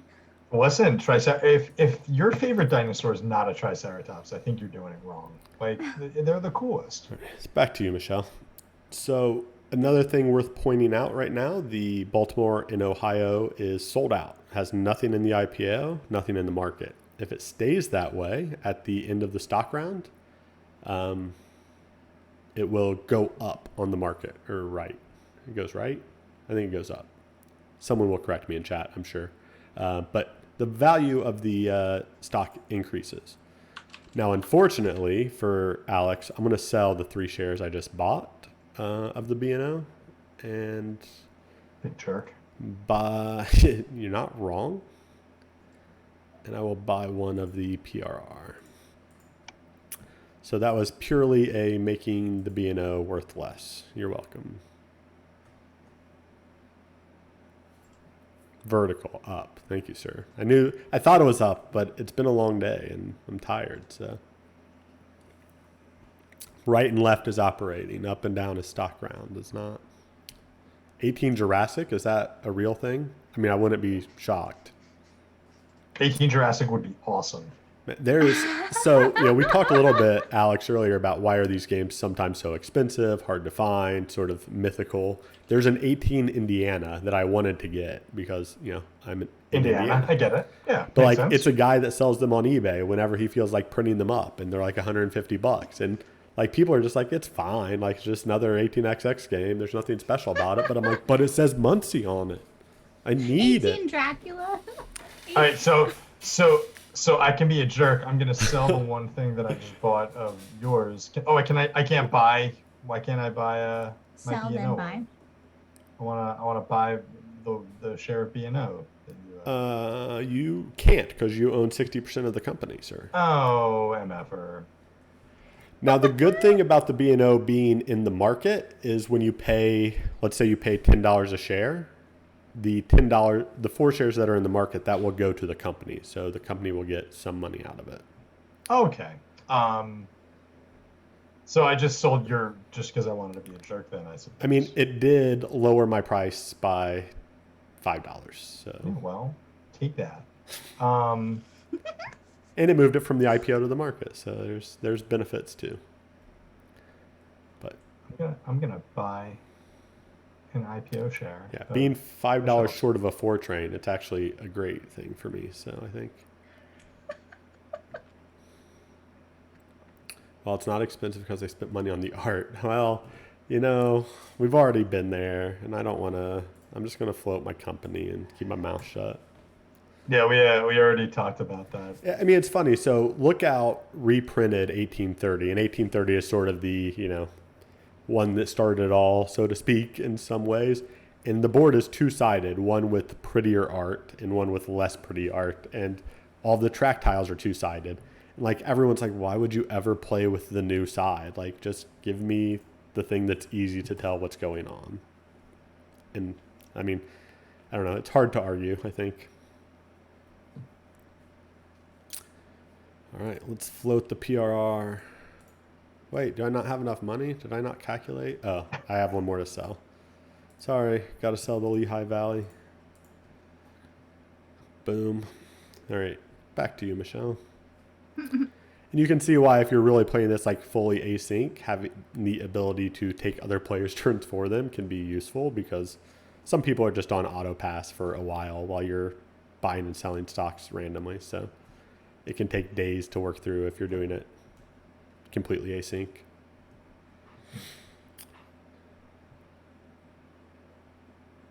Yeah, we are not. We've had a lot of discussions, X-Ray, about that whole kerfluffle. I piped in a few times. I subtweeted. I did the thing. Yeah, you definitely did. I was all worked up for a little bit. So I get that it's not great, but it doesn't have to be. It does what it's supposed to do. So yeah, it's. I don't want to say it's functional, but it does its job. But it's not functional. All right, so I'm going to start up Harrisburg. I'm going to token Allentown. And we're going to buy some trains. Dumb question. Sure. So each company gets its own tile phase, right, where it can upgrade and place and whatever. Got it. Yep. So now that I own I'm controlling two companies, this can be somewhat useful for me, right? So I need more trains in this company. Oh, it has privates too, so I can pay out, buy that train. All right, that's it for me. Yeah, that's exactly it, actually. Like it needs to be functional first and foremost. I think there is room for it to be more functional. But people like to point to things like Irish Gauge, which I think Ian O'Toole does a great job with everything. I'm an Ian O'Toole fanboy as much as anyone else. But that game has, 10 minutes of rules to explain, and this one has 45. And that extrapolates out to the same amount of different information you need to be able to see and parse and figure out. So there's probably a way to make it better. There's probably a way to make it better and stay functional. But the game already cost $80, so even who are if you going to pay to do it? I mean, again, so I think when you have the game as it is, it's just flat colors. Like if you had like a little bit of a texture, like I guess that would make it a little more interesting. Andrew, so if I'm buying a train, it's the company that spends the money on the train. So the N&W $720 will buy as many trains as you want it to buy. So I could theoretically be like, let's buy 2 trains because I feel like being a jerk. But you could. And after the 4 trains, there will no longer be exporting. So the 5, 6, and D trains, and D is a diesel, and diesel just means you can run it as far as you want to run it. It can go wherever. Those will never export. So the game doesn't force those to happen. So I must buy a train. I mean, is it worth it to buy 2 trains? Maybe. It certainly makes it harder for other companies that want to get in on the trains, right? But then it may make it harder for you because those 4 trains are not permanent. 4s can rust when a 6 gets bought or when a D gets bought. So 5 trains are where you feel safe. 4 trains are sketchy, but often last most of the game. D for damn, man. That checks out. Like, just run it wherever you want. That train goes crazy.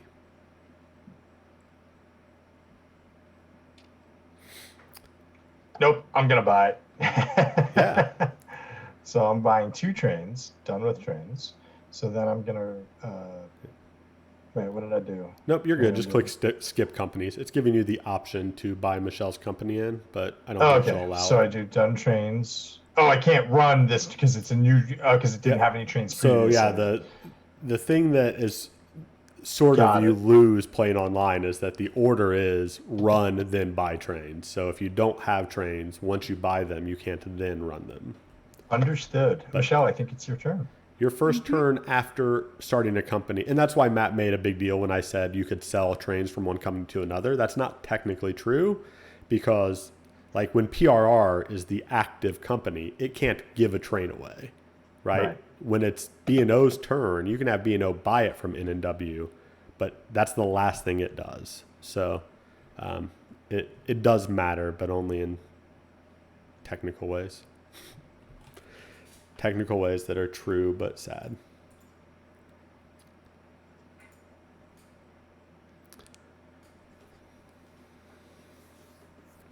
LV on I3. Oh, yeah, see? Branching out. Look at those upgrades. Going to Strasbourg because that's where you started your other company. Or you're planning to start your other company. Nope. Stop. Okay.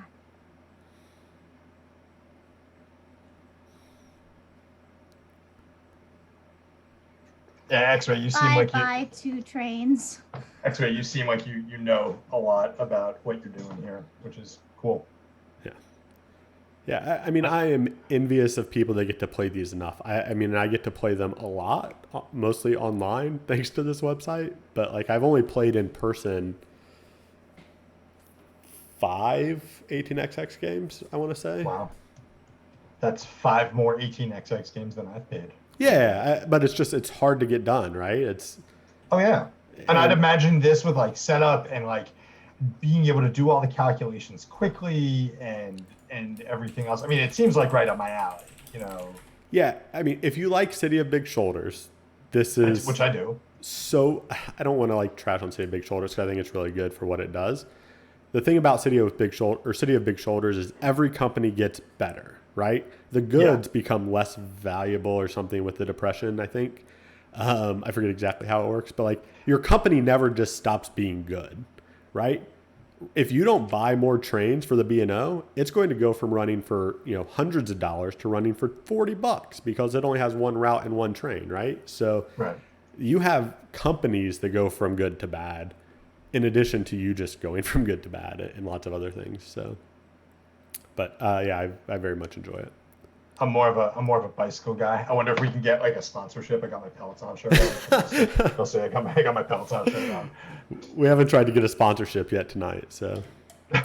Something tells me that Peloton's not sponsoring us either. Cat's Tip, welcome. Asked if we're different hex colors. We're not. The hex colors are sort of different upgrades. So during the beginning of the game, you can only lay yellow tiles. Then yellows can upgrade into greens. Greens can eventually upgrade into brown tiles. So you can see sort of all of the available tiles that exist. So you can start branching off more directions and hit different cities. But the map is essentially shared. We can all run on any of these things. The only thing that belongs to us in any real way are these station markers. These circles belong to particular companies. But we can run through any track that we want to use. gosh, it's so hard to make money. Like, it was like, how would you like to spend 500 on a train? Well, thank Alex I for had buying it. all the cheap trains. God. Cheap. Well, now see, but then here then is the back end of that is that my B&O only has one train right now. So. Well, and that's where, Michelle, when you start up your Strasbourg, you're going to have $800. So interesting. So I only have $28 in cash. If I wanted to buy a 5 train for the B&O, I would have to spend it out of my own. You money. can't. So you're only allowed to do that if you're forced to do that. Oh, and you're only forced if you don't have any trains. Got Right, it. if you don't have enough cash in your company, what do? Then Just you be must sad? buy them from your personal money. If you don't have enough personal money, you have to sell stock. If you don't have enough stock, you go bankrupt. This is why I'm not a business person. Yeah, correct. We went through this is Alex and Michelle's first 18XX play, and 10th or so-ish for mine. So we're starting from the beginning here. And Chesapeake is a good one for that, for sure. And Andrew, I love I'll tell the brain pain. And Andrew, you did an excellent job explaining it. I feel like I've got a really good handle on things in terms of rules, not in terms of strategy. Yes. Y'all have these really fancy looking routes up here, whereas I've got stuff. Yeah, I'm not feeling good myself in terms of strategy. So the PLE right now, I would love to lay some track like a normal person, but I have $34 and mountains mountains on every side of me. So. That's not happening. Like, if I hit yes, it's going to be like, no. It's going to say, you have 34, cannot spend 80. Mathlete here. All right, skip track. Fine, I get it. I love this part in games like this where, like, everyone is just struggling. We had that moment last night playing Dollars to Donuts where we were just, like, so across the board unhappy. So here we are together enjoying the pain. No one likes what's happening. No one likes this. So Michelle, also it's worth mentioning that once a 5 train gets bought, your company, that private company, is going to close. So this may be, not that any company right now has very much cash to do much about it, but keep that in mind. You'll want to buy that in at some point. Yeah. 3. If I it was 160. I don't have that. That's true, but you can buy it in for less if you want. So Andrew, or you can wait, right? So the other thing you can do is you can wait until you start another company, and have that company buy it in because it has more money, and that's a reasonable thing to try to do for sure. Okay. Sorry, Alex, what were you saying?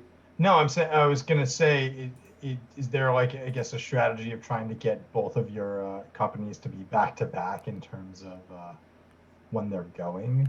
Like that's possible, right? Yeah, I mean, mine are right now just because of where they ended up in turn order. I don't know that back to back matters a lot. It's almost more that you want them to operate first, right? So you want to par as high as you can so that you can go before other people get to go. So you get the best shot at the cheaper trains.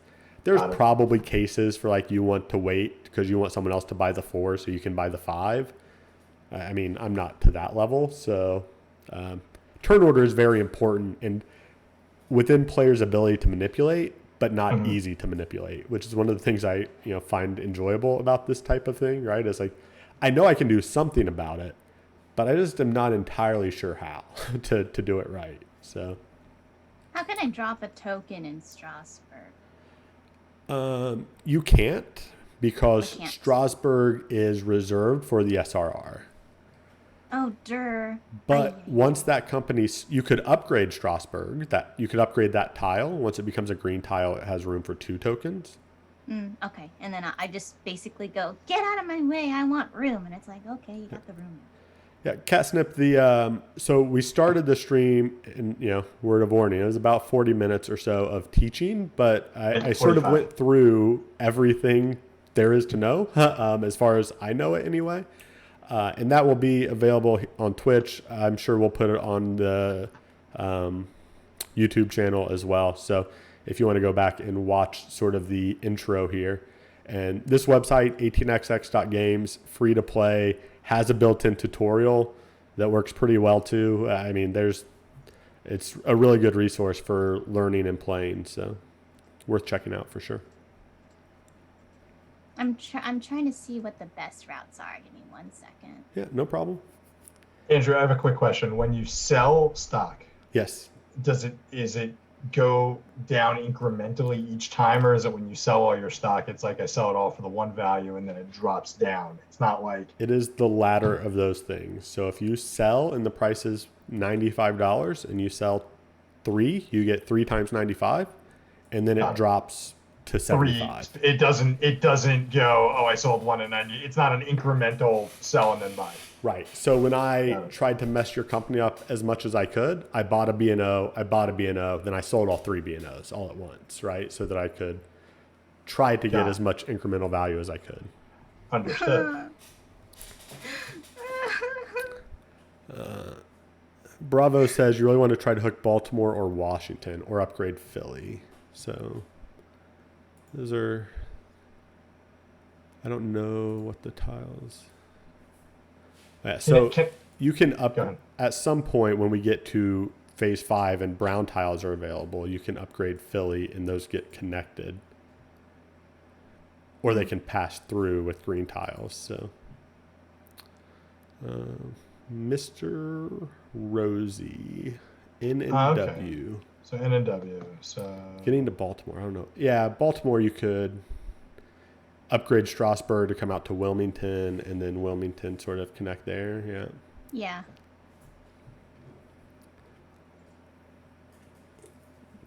My favorite game on this site right now is probably 1882. I think I'm in the middle of my second or third play.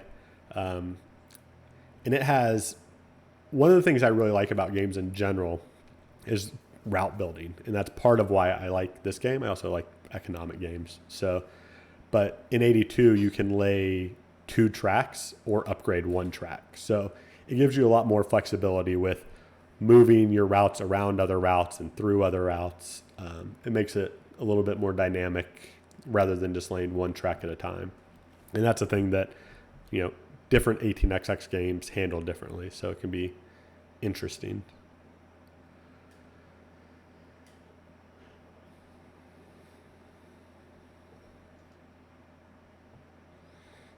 Yeah, I need to make sure that I don't get locked in the northeast part of this map. Oh, okay. Hold on 1 second. So clear train. Well, that, it is. I was clicking. I didn't realize that you've got to build your route every time. Now I understand. Yeah, it kind of keeps some amount of memory, but not necessarily everything. And having Lynchburg tokened out there means you can't get to West Virginia coal, which is a bummer. You also don't have a good enough train, so that's also a bummer. Well, I couldn't do it anyway because it was... No, I can't get to West Virginia coal. Yeah, you I can. started West Virginia coal. I can't go from West Virginia coal to DC. Oh wait, sorry. I was thinking you're B&O. You're B&O here in a minute, so Yeah, no, me. I'm Norfolk. So because it's better to start at West Virginia coal and go to Fredericksburg than it is to go from Lynchburg to DC because I'm running a 4 train. So Well, yeah, so you have 2 trains, right? So one of them just goes West Virginia coal to Lynchburg, and then your other one goes Lynchburg as far north as you can go, right, all the way to DC.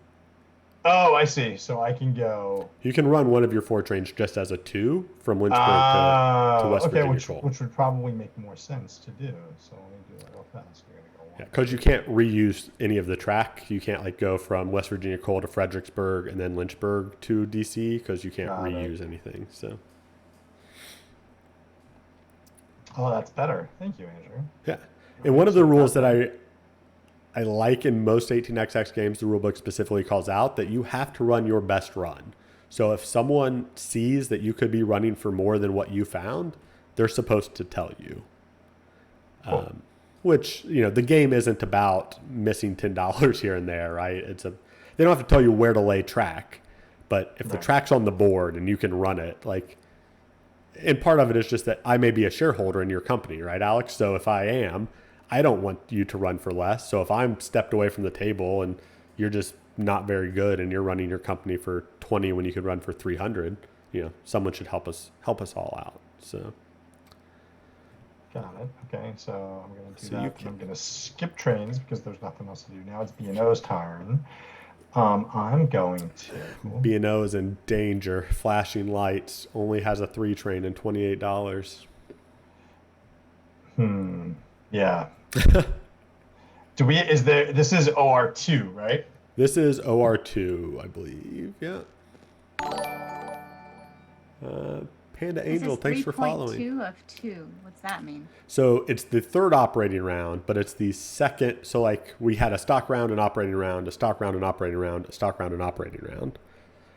But we're having we go around twice during this operating round because we're in the green phase.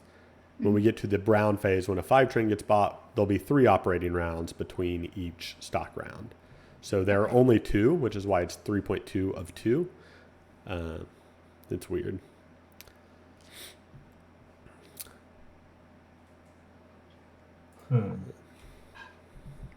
It's weird, and it's funny to like read threads on BGG where people like will sort of post their plays of 18xx games, but in what seems like Morse code, like 3.1 SRR par 70 flipped. Like it's just like what? 3.2 laid I6 with number 24 really locked me out of Berlin, and you're like, what is this guy talking about? I'm not to that level at all, but. So I can't. I'm just trying to figure out. Sorry. Yeah, take your time. If you have a question, I would be more than glad to help. But. No, I'm trying to figure out what's the best thing. What's the best tile to upgrade for me? Because I'm sitting here like I want to get to other places. Yeah, I mean you only have 1 train, right? So getting to other routes isn't going to be very useful. Yeah, but I'm also thinking ahead that I can upgrade one that's going to help out the N and W as well. Yep. So that's a good thought, right? If you can try to do that. Also worth thinking about is like you could just upgrade DC because it'll give you an extra branch off of there, and it will make DC worth more. And as you're the only person running through DC, that extra money could be useful to you. True. It's not a significant amount from green to yellow, but it does become more in brown. I think it becomes 70.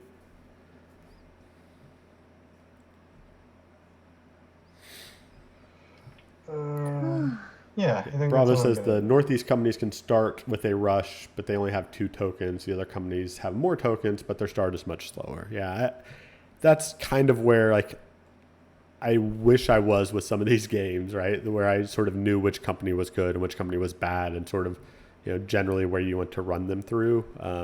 But it takes playing the same game more than I get to play them these days. But I don't want to like complain that Toby keeps adding too many games to this site, but Jack just says, let's play something different. So now I have to play something different and learn it. So I don't get to play 82 over and over or Chesapeake. So. Oh, Amanda, thanks for the follow. I'm going to submit. And so then this would be interesting. This would be if I wanted to withhold. You could, yeah. So withholding would drop your stock value. Right. Now, if you look at the market, one thing I didn't really get into because it doesn't come up a lot, there are some yellow boxes in the market.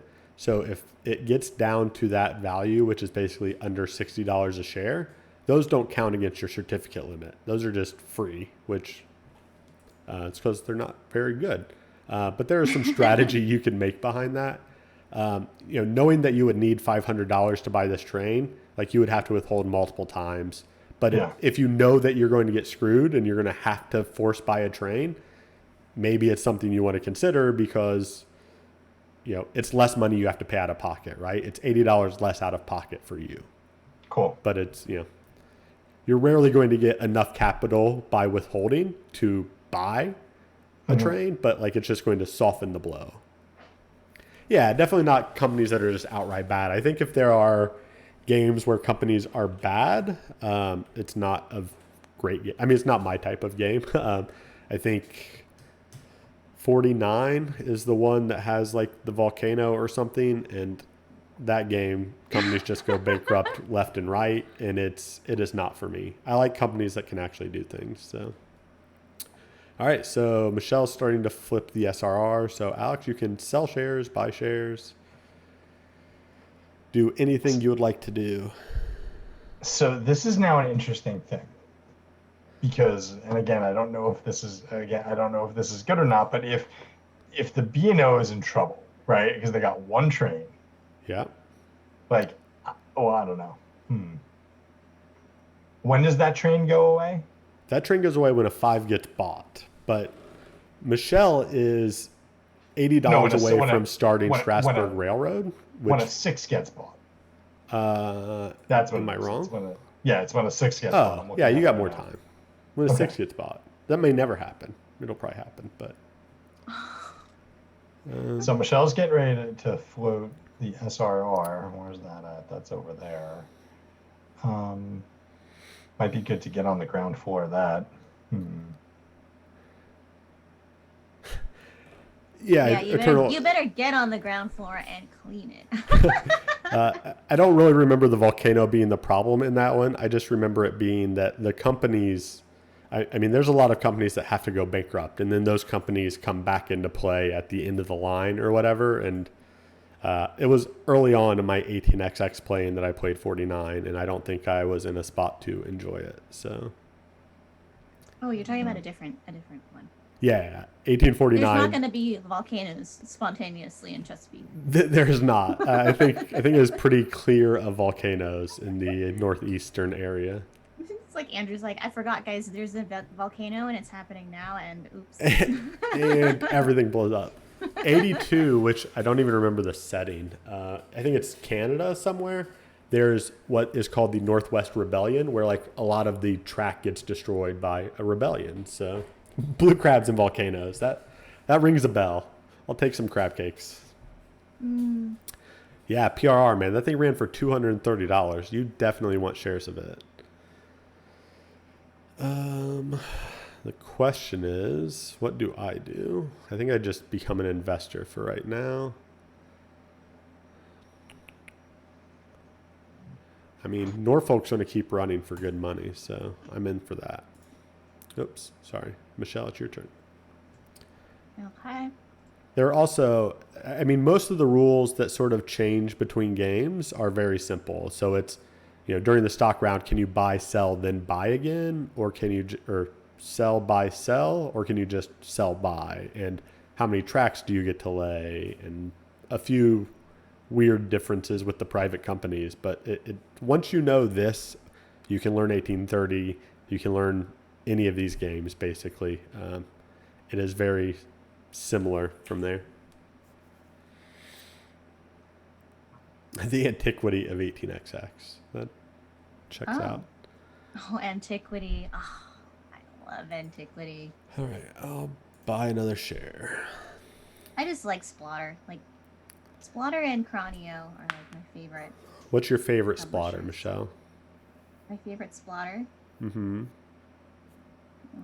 There's 2 correct answers. There's 2 answers I'll accept. I mean, I don't think I think I know which ones, but Antiquity is my favorite Splotter. Right. I've actually never played Antiquity, so for whatever that's worth. The only one I've played that I really, really dislike is Indonesia. Well, and the pieces are just dumb. Well, yeah. I put this giant microwave dinner right here on India. It's something. It's crazy. I have not played a Splotter game. Oh, it's my turn. Okay, I'm sorry. No, don't worry about it. You haven't played Food Chain Magnate is probably my favorite, but The Great Zimbabwe is easier to learn, lighter, and probably better in a lot of ways. But Andrew, maybe you don't remember that we haven't played Food Chain Magnate. Dude, it also has an online implementation that's not bad.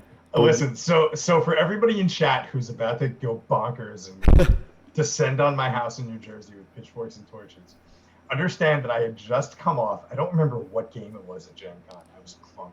Like, I just didn't have a good time playing it. I played lousily. Like, I was just not in like a good mood. Also, at this point, worth mentioning that I had pneumonia because I'd had hernia surgery 2 weeks earlier. And Andrew's like, hey, we could play this game, but if you make a mistake in the first round, you're pretty much going to be sitting here for 3 hours and be miserable. and I was already in a bad mood, and I was just like, that's gonna be a hard pass for me. Well, Alex, you can buy a share if you'd like. And Oh, I I'm think sorry. the reason why I led with that, because I wouldn't normally, it was the last time I had taught someone, food chain magnate, there were poker chips thrown, like literally thrown. There was so much frustration, and it was earned a bit, like maybe not necessary to some extent, but like it can be a frustrating experience. Like you get behind, it's hard to crawl out. You think you're finally getting there, someone just screws you over a different way. Like it's bad, but not bad. It's great, but the skill disparity can be troublesome. Yeah, you didn't really sell. You didn't sell Yeah. super duper well with that. Yeah, that's Which fair. is fine. All right, back on you, Alex. Yeah, Could be worse. You could lose a long 18xx in the private auction. 100% Eternal Swordsman. That is. I don't know if I would say it's happened to me, but I've definitely felt that way, and have been playing games live where like I'll bid something and I'll get like looks from everyone, and then you feel like you've really just screwed up, and then they don't want to say like let's just pack it in, but not only did you maybe screw up, but you gave the game to someone else in the meantime. That always feels fun, but so it goes. PRR is going to make this connection for us. 1, 2, 3, 4. I don't think I need that token. Very confused again. How is turn order set? Turn order set by Turn order is set by market price. So if you go to the market, the PRR is at $100 a share. Yeah, but so then my next question would be this: why am I with N and W? Oh, this up top isn't the turn order. It This is isn't just- top to bottom. It's value. Now, if you Oh. look, the LV and the N&W are in the same. They're both $80 a share, but they're Right. in different spots.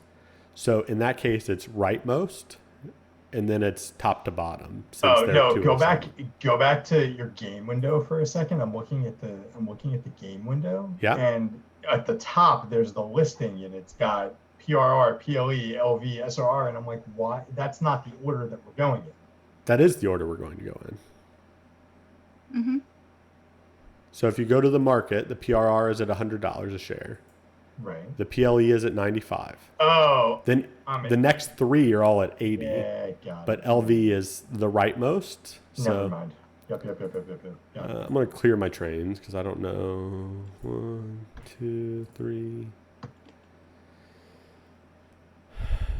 4. That's weird. I guess I could go here. Doesn't matter.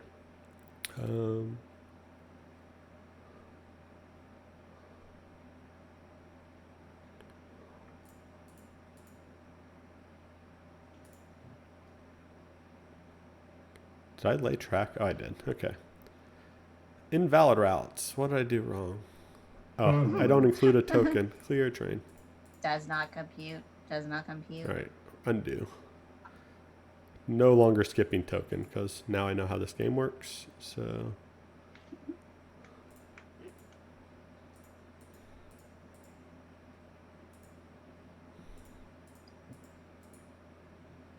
All right.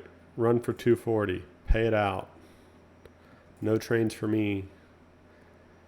PLE gets to do a thing, so it's going to... We're still not in the new phase yet because Michelle has not yet bought the next train for us. So, sad times. Why is it up to me? Just is. Oh, okay. Because I can't do anything about it. 1, 2, 3. Well, there's three Oops. trains remaining. Oh, yeah. 1, 2, 3, 4. So I rudely tried to token Michelle out of Harrisburg. I knew someone was going to call me out, but, so it goes. Yeah. All right. Yeah. my mom, you'll never get me to play this game with you. No, Mom, it's fine.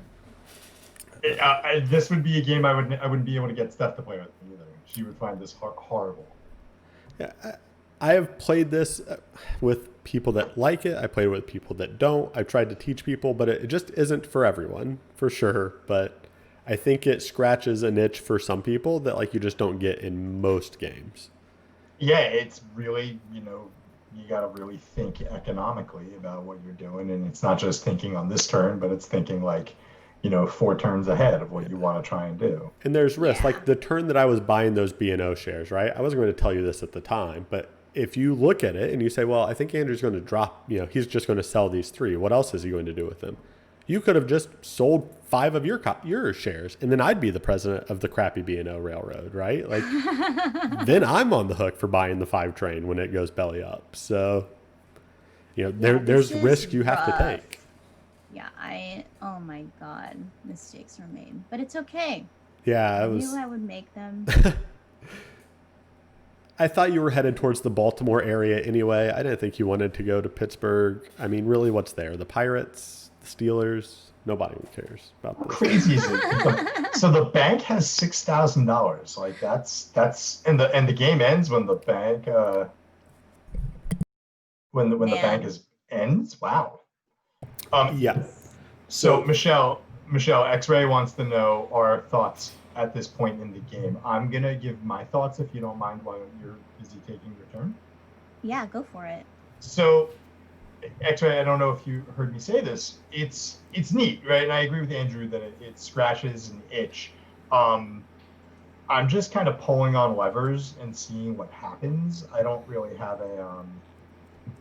have much of a I have like a basic grasp of buy low, sell high, and what I want to do. Like I have an idea of a plan that I want to do, but I don't know if it's an actual thing that's going to work. But I see why people like it. I see why people dig these kind of games. You gotta have I think that in order to be really good at a game like this, you have to have a particular gaming sensibility, for lack of a better term. But I'm digging it. Like it's fun. Yeah. Yeah. No, I know what mistakes I made, which is helpful for actually liking a game.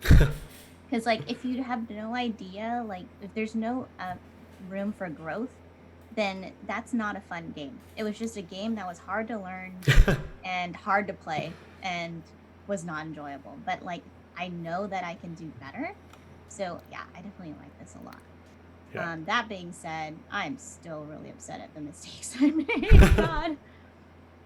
Yeah, I think even at this point, every time I play a game, I'm like, oh, that happened, right? That's how I could have seen that was going to happen, or that's what I could have done about that thing happening. I mean, you don't get that in many games that you play 3 or 4 times even, right? It's just thinking of the heaviest game outside of 18XX that I can think of, something like Kanban, right? There are things that I learned 5 or 10 plays in, but not really 20. I do the same thing every time now, and I've played it 50 times or something. And maybe I'll get there. I guess I haven't played this 50 times, so we'll see. But then you can just buy the next 18XX game. Just add 1 to whatever you just played, and a brand new game exists. But I feel like with a game like Kanban, though, you have there's certain limitations that you have, whereas here, you can kind of do whatever you want. There are limits, I suppose, but in Kanban, there's just only a certain place to put your worker, and if you don't put your worker in the right spot at the right time, you get locked out of you get locked out. I don't know. It doesn't. I don't know if that makes sense. Yeah, I think people talk about sandbox games. I think this feels more like a sandbox game than almost anything else, right? That this feels like you can do whatever you want to do. Yeah. All right, Alex, we're to your crappy, low-valued company, sir. Hi-oh. Got Thank it. you. Yeah, and for those in chat, I think we're probably gonna hang out. And I know Alex mentioned all the money in the bank, and I think X-Ray said it does ramp up. Every time you buy trains, that money is just going right back to the bank. So it takes a minute, but then it will sort of dwindle pretty fast. We'll probably play for roughly another hour. We may not play all the way to the end, and we'll see where we're at. So. Listen, I'm having fun. I'm on the East Coast for those of y'all in chat, in New Jersey, and I literally, as a public school teacher, I literally have nothing to do tomorrow. So I'm good to play until whenever.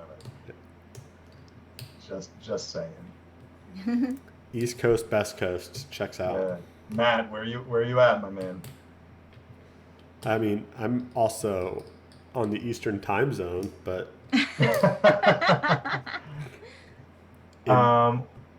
which most people don't realize that. Well, not most people. I'm sure lots of people realize it. No, Indiana's. Lots of people like Indiana. That's got to be in a different time zone than New York. But no, it just gets dark at 4 o'clock here. It's how life works. That's strange. Sorry, I'm trying. I guess to it gets figure dark out, earlier on the East Coast. Maybe I don't know. I don't know how this. I'm trying to figure out a cool. Want to make a cool thing. You know what I'm gonna do? I'm just gonna upgrade DC again. Oh no, for the Northwest. No, I don't want to do that. Colonel Swordsman stayed up, started an 18X game on TTS. Now that sounds like something I would never want to play. Like 18XX on Tabletop Simulator, where I have floating tiles and stuff to deal with. Hard pass, my friend. The east coast of Australia, that I don't know what time it is there, but you probably have a little bit more to go. Oh yeah, Matt tokening thinks- DC. I thought that was likely to happen. Yeah. Matt thinks he's met you, Alex. Yeah, I think he said he met you at PAX last year or something. Well, we might have. Do you remember, Matt, what game we played? All right, so I'm gonna do that. I'm gonna submit. I'm gonna pay out because I'm a nice dude who likes paying out. 2018. PAX from the PAX before is- times. Yeah. Yeah, I was at PAX 2018. I was wearing a Board Game Quest shirt. Obviously. Obviously. Checks out. I guess Alex does have that kind of face. You know what's really funny? There was a dude who there was a guy who taught me a game. Remember the game Favelas? I don't know if I'm saying that right. Favelas, yeah. Favelas. Chris Bryan design game, yeah. Yeah. So I learned it at PAX, and it was by a guy named Tristan, who's a cool dude. And if he's watching, I don't think he's in chat, but he's a cool dude. He was one of the PAX enforcers, and just a really cool guy. Like we hit it off. He was really, swell dude. And then like we were playing the Estates in 2019, and he walked by. He's like, Alex. He's like, didn't I teach you Favelas last year? And I was like, yeah, I remember. And we hit it off. And then completely random, I ran into him in the bathroom at my brother and me podcast live show. So just completely random. So yeah, Hobbies coming together. everything's coming together. Wait, I can't build that because You got $60. You do have 4 shares in the market though, so you're going to get some more money in the B&O after this run. Yeah, but I can't. All right, so I'm just gonna upgrade it. Matt says he was teaching games in the hot games area, and someone came up to me and told me to say something to Andrew. That sounds possibly like a thing. Sounds that happened. possible. Were you in PAX? I've still never been to PAX. There was one year I wanted to go, and there's one year that I was like nearly there and canceled at the last minute because it was the weekend after BGG, and Yeah, I was it was just done. It was this past year. Yeah, I had to cancel a plane and the whole thing because I was tired of peoples. No offense, peoples, but I can only take so much of you. I'm sorry. I'm just trying to. I'm picking out a thing for Baltimore. Yeah, do your thing. Hey, you can't go through on Baltimore. That's annoying. You can't go through. Yeah, the OO tiles don't intersect until the brown phase, I don't believe. Yeah, brown phase, you can go through it, or silver. Well, we are in the brown phase, right? Because Michelle bought a 5 train.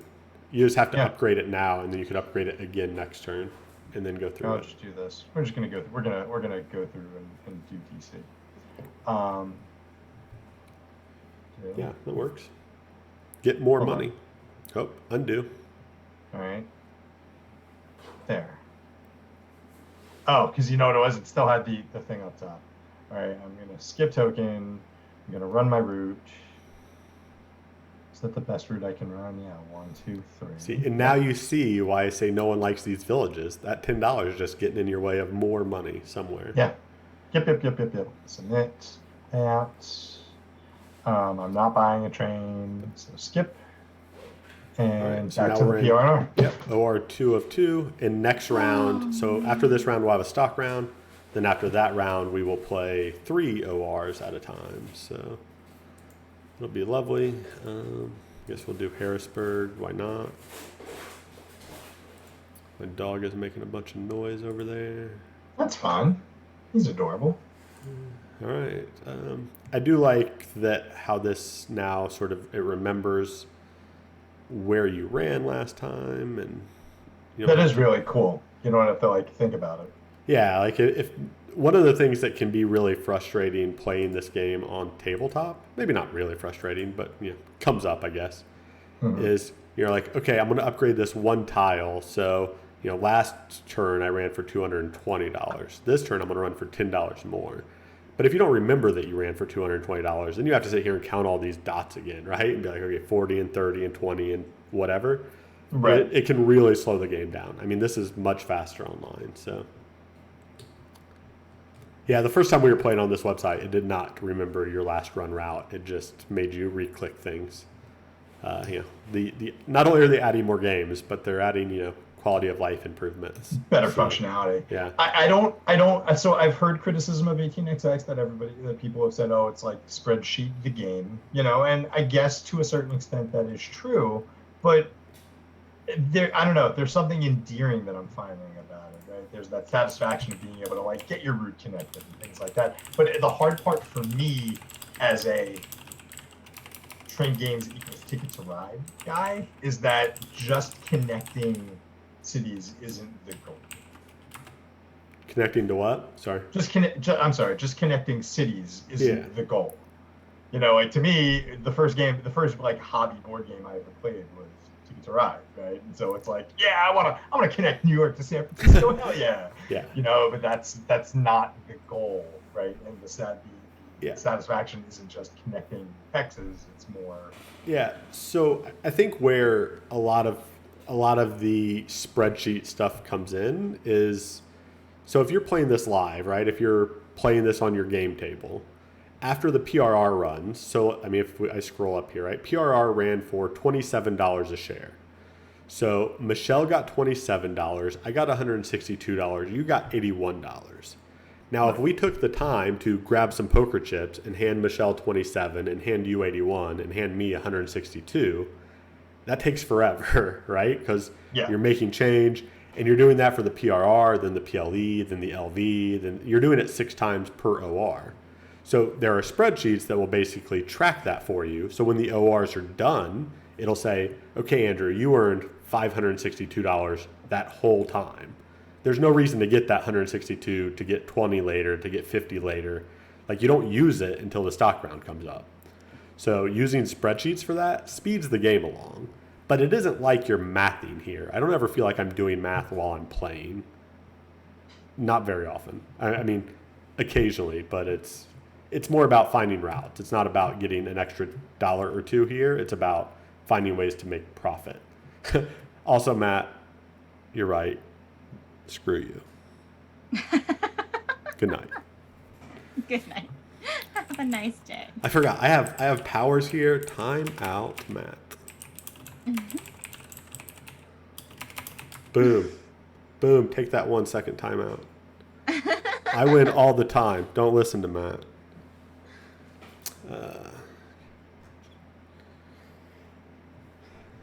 So I can run from Leesburg to Fredericksburg and then from Fredericksburg to West Virginia Coal. Playing by email. Huh, that's interesting. Yeah, right, so with my 4 train, Andrew, I could do that. That makes sense. Sorry, right? 1, 2, 3, 4. Yep. Yeah. Okay. Now so the other thing you can do here, you can run instead of, I don't know what's better. Like your other option is to run your second 4 train instead of Lynchburg to West Virginia Coal.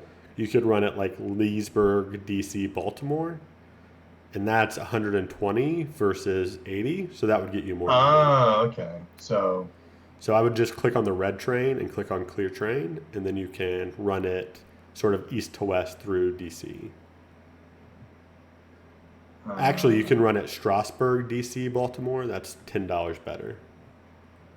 Oh, because you can run to a city that doesn't have your token. You just can't run through. Oh, that's something I didn't realize. Yep. I probably was not clear on that. No, that's fine. It's 100% my bad, but I can't go through it. I can't go through Strasburg to Allentown because I don't have a token. Correct. Yep. Got it. And you can see, I mean, the graphic design on here is really, I mean, it's subtle where they're sort of highlighted and where they're not, but. So then maybe expanding to Leesburg wasn't my best idea. Yeah, Jack, he was being mean to me, all right? Yeah, hitting DC twice is better than getting this off-board location for sure. Like, you may want to, like, you could try to work on a route where you go around Fredericksburg, so you could run south to West Virginia Coal and not hit those tiny towns instead, but, you know, if everything worked perfectly, that would be great. Yeah, true. I have an idea, but whatever. I think I'm good for now. Yeah, so if your red train runs for 130, I think that's probably the best it can do. Yeah, red train for 130 and that for 110. So we'll submit. Yep. We'll pay much. You're rich. Everybody's rich. Yeah, I got some money there too. Now you get to do the B&O. And the B&O, that's my... I mean, right now, it's interesting, right? Because train-wise, there are still 2 5 trains before that 3 will rust. Yep. So you're $1,630 away from that train rusting, which makes it difficult to foresee that happening. There is one company that isn't started. Well, 2 companies that haven't started. Michelle's halfway to starting the C&O. The CNA is out there as well. So it's possible, but... Oh, excuse me.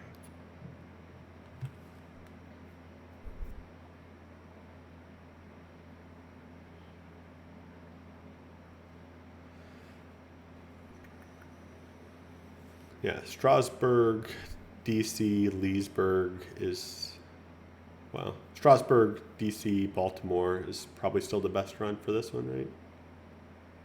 Yeah, I would think so. Yeah, I guess you could lay other track, yeah. Or I could try it, but I could also maybe extend out to Ohio, right? Yep. Because that's also a good move too. That's right? true. Yeah, X-Ray said you could try to start one of those as a suitcase. So the C&O and the CNA right now don't have any track connecting them to another city. So if you start a company and it doesn't have anywhere to run, it doesn't have any valid routes at all, it is not forced to buy a train. So it could buy a train and then sell it to a different company or something like that. But if someone else connects it up, then you're in bad shape. So, because as soon as it has a valid route, you have to buy a train. you're going to get a train. Yeah. So you more often want to run them, not run them to suitcase them. But C&O is pretty well blocked off. It depends on who's doing it. If I tried to do it, Alex could connect it up. So. I think I'm just going to do that. All right. I'm not going to token.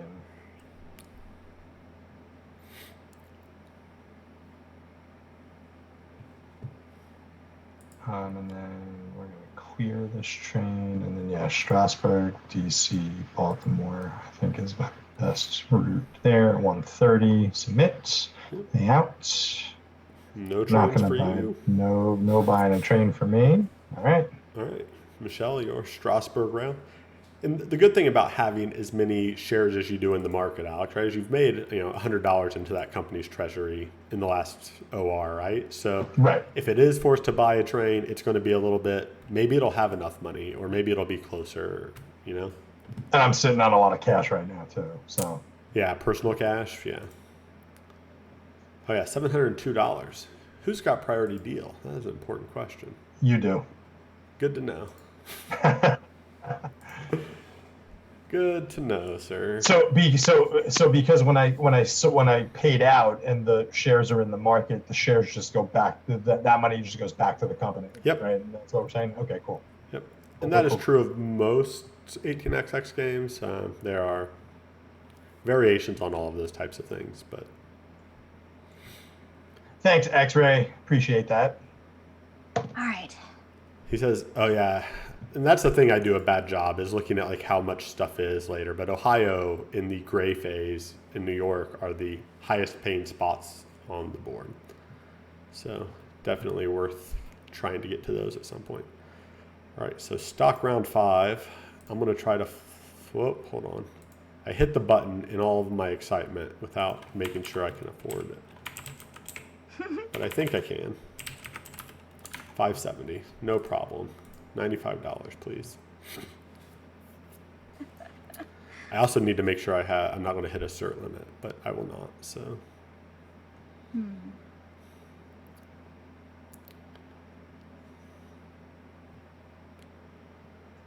Yeah, Bravo, the first one I played was 46, and I mean, I almost, 46 I did a review for on the website. I really enjoy it. I don't know if incremental capitalization is enough fun. I don't know, it's different. Like, so in 46, as soon as you buy 2 shares, your company floats, right? And so, but it only has 2 times whatever you put in it. And as people buy shares, the company gets more money. And you can issue shares and put them directly in the market to get more money. Maybe I need more 49. I do not need to play more 49. Is 49 incremental? I don't remember. All right, back to me. I only played 49 once. I was not a fan. Although it was maybe a week, maybe 2 weeks ago, I think I was telling Matt, I'm not sure that I need to own more 18XX games. But then I played 82 and I'm like, maybe I do. Maybe I do need more games that I will never get played in real life. All right, looks like CNO is going to get started. I'm going to start CNA. Alex is buying shares. LV ran for a bunch, so that's good.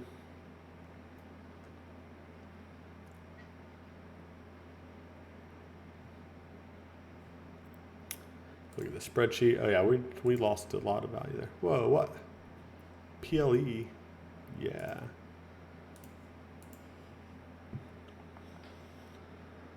Yeah, I am definitely getting more games played with this website out there for sure. It is. It's not a bad thing. I play a lot of async games, and as long as no one's trying to rush me, it's perfect.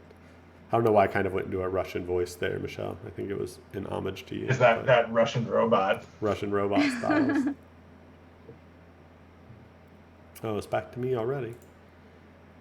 Boom.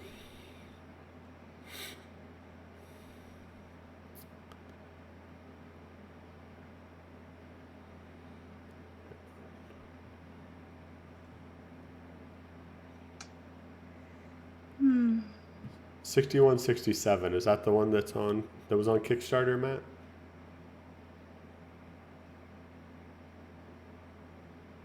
Well, listen, it's no surprise we like art. Like, if you like art, that's pretty generic. If you like art. I'm not a fan of drawn things.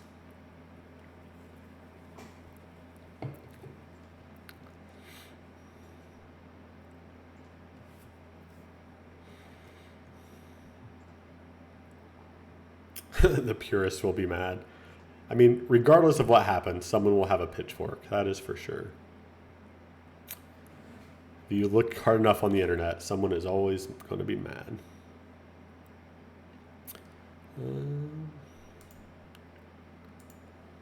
All right, Camden has started. Haters going to hate. That's a good summary of the internet.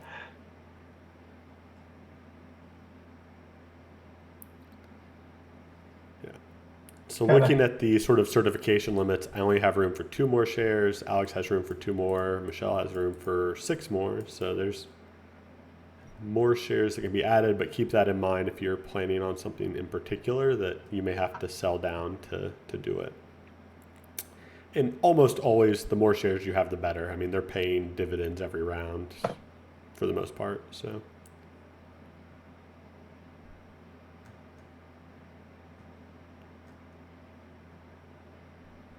Alex? I'm sorry. I'm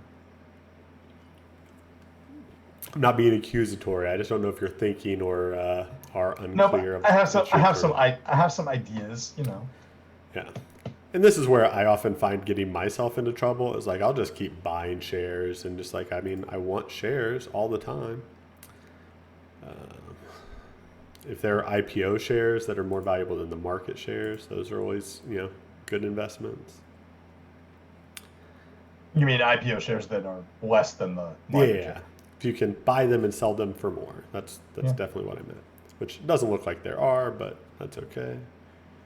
Well, PL&E had a lot sitting there. So. Oh, that's well, I can't. Yeah, they're just in the market. So Yeah. Well, no, you had 3 at IPO. Oh, did I? Oh, is that when you Yeah. bought them all? Yeah. I mean, makes sense. Checks out. Buy all the things. I mean, the more, the merrier, really. I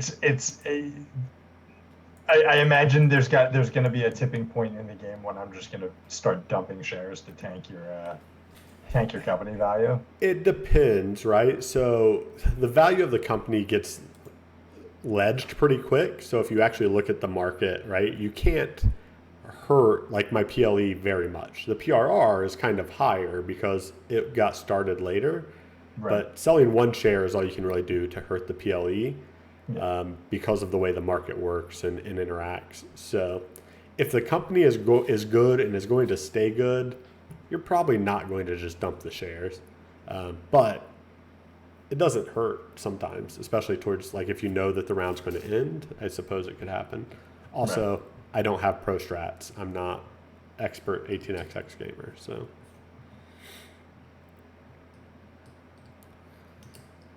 All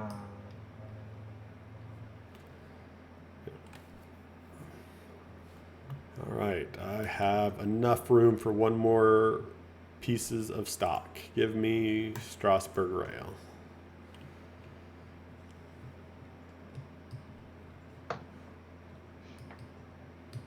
I'm gonna get into Strasbourg again too. Yeah, see, now that one's sold out, this may be bad for us, right? Because it will move up. It's not bad for us. It's better for Michelle than anyone else because she has 6 shares and we have 2, but such is life. All right, I'm on the passing button now.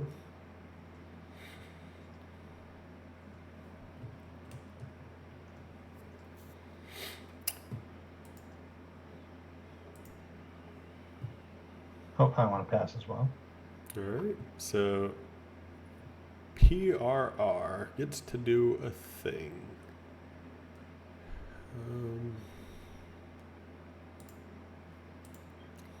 That seems good. Skipping a token. Oh wait, something just happened. How am I? I'm running Lehigh Valley now? Yeah, I dropped out.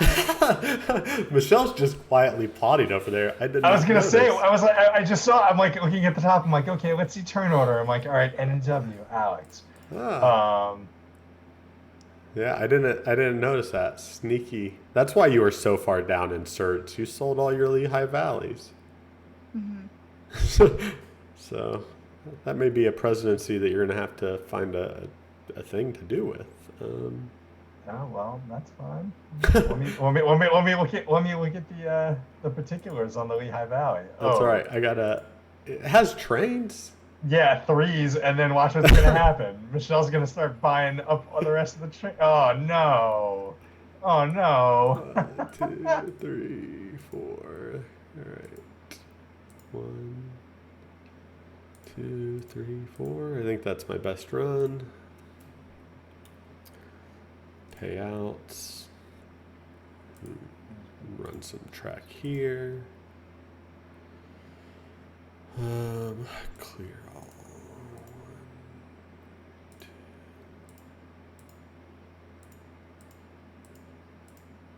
1, 2. That seems reasonable. I'm liked. Thank you.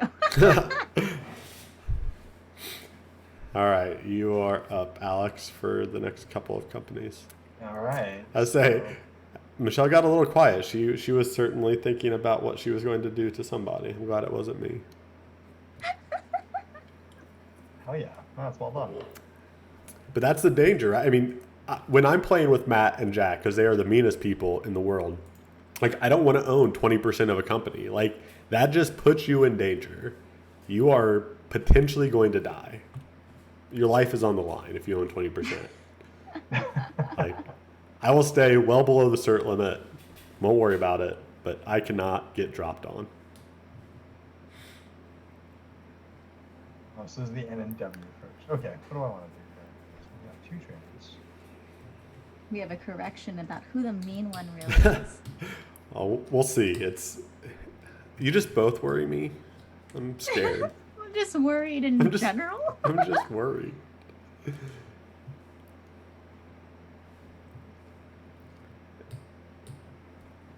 Yeah, this is when did that happen? I wasn't paying attention when DC got tokened there.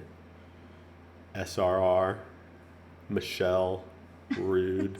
You're being very rude now. All of a sudden, I saw how it was. I saw you being rude, and I was like, "Well, I'm gonna be rude too," and it's just gonna be rude.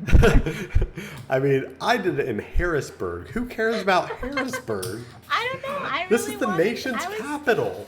I wanted to take the top couple 2 and 3 spots, but hey. You did it. You did it. Someone told me to punch Wes, and I punched. Hit the floor. All right. No, I'm still doing my thing. I'm sorry. I'm trying to figure out. Is there ever a time that you wouldn't want to upgrade a tile? No, I mean, if there's a tile to upgrade, I mean, there's a corner case for everything, right? So, if we look at the tiles that are available right now, there are 4 yellow cities left, which are the number 57s. If there were not any, I need one to start the CNA. Michelle needs one to actually start the CNO. So like you might not upgrade a tile, that way there wasn't one available in some scenario, right? Yeah. This particular game, the tile supply is pretty nice. There are games where the tile supply is less nice. I was setting up 1830 after having played 46, and I'm like, why are there only like 12 tiles? Like this game, like in 1846, you just never run out of tiles. There's hundreds of them, it seems like. You can bathe in the tiles. Huh. 1830, it's like there's 2 of these. You better get one. How does I have no money. Norfolk has no money. Literally 0. So then I can't upgrade. There's no upgrade in Baltimore right now, though. No, you can upgrade Baltimore. It's free. No, it's not. It's got a little watery thing. It should still let you. It doesn't? No. When you click it, nothing happens? I get NNW has 0 and cannot spend 40. Oh. I thought it only cost 40 to lay the first tile, so my mistake. No. I mean, not really my mistake, because I don't think I said either way, so... No, you didn't make them... You did not. My mistake in not saying anything about it, but apparently you have to pay. The mountains you definitely do not have to pay for the second time, so... So we're coming up on 9 o'clock. I do have a hard stop at 9:30. Yeah. Totally fine. But I love this. This is great. Yeah, I'm having a good time with it. From my mistakes. And this game will stay out here, so we could always finish it some other day. We can play async if we want to finish it, or we can end it where it is. I mean, the other thing that some people complain about with 18xx is like you reach a point where you're like, okay, Matt's won this game, right? We don't need to play this out. Yeah, you can just tell. You can just look at the spreadsheet tab, right? And it's like, well, like there's no way. My value is this, your value is this. Like short of financial disaster occurring that the rules don't account for, the game is over, right? There's no reason to play it out. And some people think that's sort of anticlimactic, but like you had to do something to get there. Right. And also it's just like time is of the essence. Like we all want to play more games. So right. Andrew, I'm getting a weird error message. It says must change city value or add new track. So I can't just upgrade a yellow.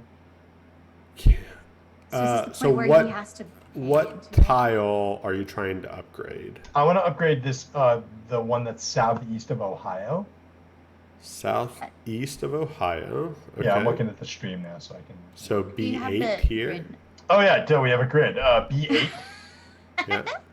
And then I want to upgrade it to kind of branch down. So go this way. Yeah. So it's just like a Y tile.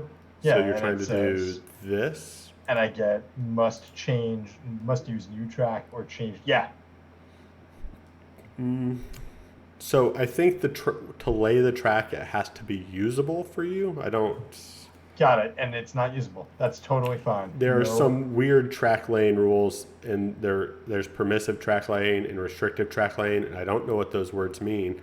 but I'm sure one of our 18xx experts will be like, that's permissive track lane, which is allowed, but not restrictive. That's fine. All right, Something. never mind. I'm just going to do that. Sorry. Okay. Sorry I don't have a Yeah. better answer for you. No, but- don't worry about it. It's totally fine. All right, so I have 2 4 trains. Still think my best. I actually saw something today that was talking about permissive versus restrictive, and like I read the words and the description of both of them looked exactly the same. I felt like what's her name in The Office, where like the pictures are the same. I don't see Like- it. I'm reading words. They are going somewhere. Yeah, it's like They are not being used. these are 100% the same paragraph, but one of them says this is the description for permissive, and one says this is for restricted or whatever. I don't know. Permissive means you can upgrade track as long as your train runs on that tile. Hello, Daryl. Welcome. Hey, Simple train Daryl. game. It's going well. Yes, I really like this a lot. So All right, so that's one. Sorry that took so long. It was Now all I've got Lehigh Valley, and Lehigh Valley, I could,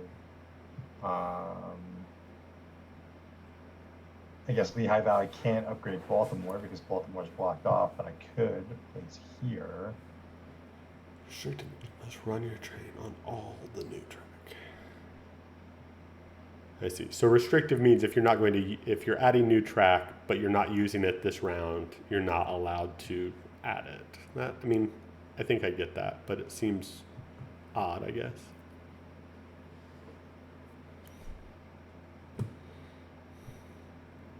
All right, you're a brand new company, sir.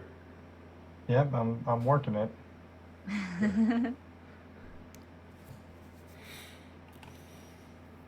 is it worth it? Oh, let me work it. The train's down and I I think that's my best. I think those are my best. Oh no, hold on 1 second. It's going to be better to go from Harrisburg.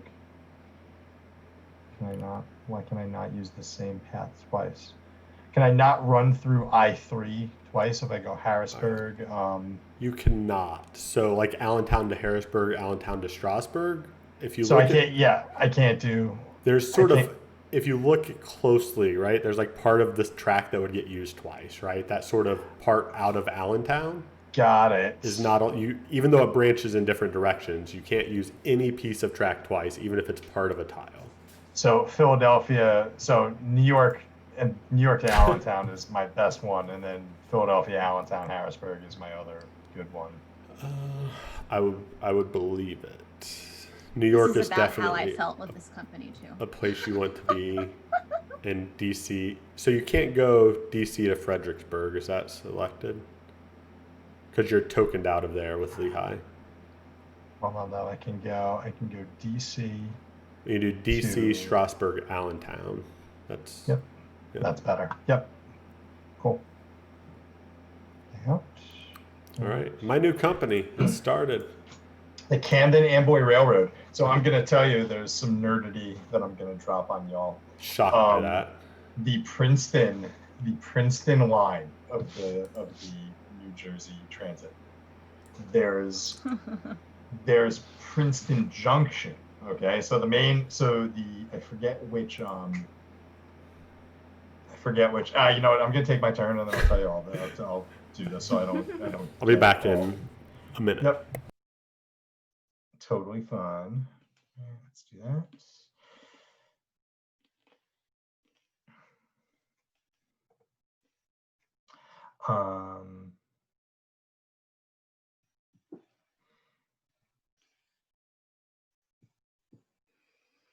Now I can upgrade Baltimore. Hi, Ruel. What's up, Ruel? How did your top 3 go? It was games that make your brain melt or something? I can't make those because of work, but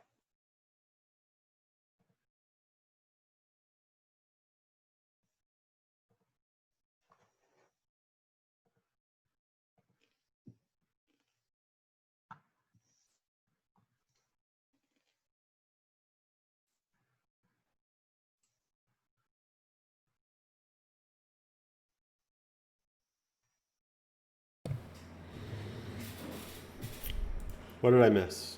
Yeah, top 3 games that make your Nothing. brain burn. Yeah, I'm trying to figure out. I feel like still Ohio to DC is the best route for my people now. That's 170. Ruel, welcome. Hello. Copy 110. I'll have to go look at the VOD later. What are we looking at the VOD for? Did you cheat? Are we going back to the tape replay? No, I want to see what was on the list for top 3 games that make my brain burn. From Ruel's stream at 3. I can't make those streams, but I've caught a couple of them. There was one, I think it was games you don't get to the table, that was with Mandy, like games you love but rarely play or something like that. That was yeah, I caught the one with Becca Scott, and then I caught the one with Eric Yurko. It's my turn. Oh my god. Yeah, Ruel, that list was basically all the games that I love, which I also feel the pain of never getting able to play them. But yeah, X-ray. I went west through Ohio. I did Ohio, Leesburg, DC. What to do? Yeah, so we are. Let's see. So we're gonna have 2 more ORs here. Oh boy. So. And now I see maybe going through Leesburg was a bad choice because then it's just another stop. If I go DC direct to Ohio, that's a better route because then I can, bypass. This sort of mid to late game of a lot of 18XX, at least in the amount that I pay attention to them, is trying to get around the cities you no longer want to have to deal with, right? Like the very beginning is like, I need to get a city, I need to get a route, I need to get connected, and then it's like, but now I need it to be better. Like now I need it to be more efficient. Yep. Mm-hmm. So, Michelle, if you don't mind me dropping trivia while you're taking your turn. No, go ahead. So I think it's like the Southeast Corridor, I think is the name of the main train line, and it goes from New Brunswick. You can take it all the way to New York, and it'll go from New York down through New Brunswick, which is where Rutgers is, then down through Princeton, and it'll drop you off in Trenton, and then you can hop on a more local train to then get into Philadelphia. There's a 1 mile offshoot from the Princeton Junction train that takes you into Princeton proper. And it's the shortest train route in New Jersey. I think it might actually for a while have been the shortest train route in the country. It's literally a mile long. And it's 2 trains that go, and it's called the Dinky. It's the name of the train. The Dinky? The Dinky. It sounds odd. Not a lie.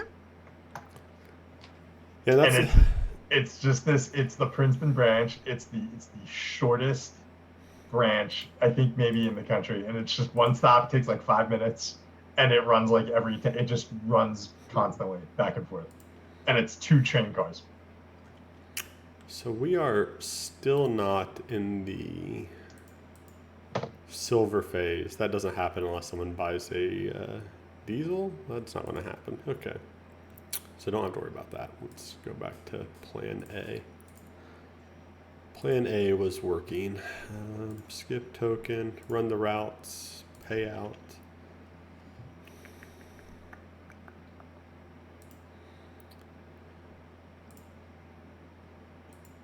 Yeah, because we're still in phase 5. Yeah, and we are not going to get there. So we're back to your N and W. And now, I mean, these phases tend to go quicker after the first time. I mean, we obviously just started some new companies and had them dropped on us. So the routes shouldn't change much. Only noobs say silver. Thanks, X-Ray. Wow. Ray. Ooh. Looks silver to me, though, bro. I'm just saying. Maybe you've had better graphic design. I'm never sure where X-Ray Bravo sits with any of us. Like, first it's like, hey, that was cool, good job, and then, noob. I'm just like... I can appreciate the, like, being able to alternate between good teach, good move. Yeah, that makes a lot of sense. You're really catching on to you're dumb, like, as quick as that. Like, that's yeah, just that is 100% my on style. Your head. Yeah. Have y'all seen Lose on Rails? It launched on Kickstarter today. Oh, it's a train game based in the Philippines, huh? I saw that it launched, Ruel. I didn't take, any time yet to look at it. But no. Who is in that? Who designed? Who did art? I'm like gonna It's a little while until me, so I'm gonna do a little googling. You have 3. I never said dumb. You said noob. Noob and dumb are not synonymous for sure. So. Mhm. All right. It's already funded. My God. Yeah. Let's see. That would. Oh, it's a minimum 3 though. Dang, You don't that's have hard 3. right now. Yeah.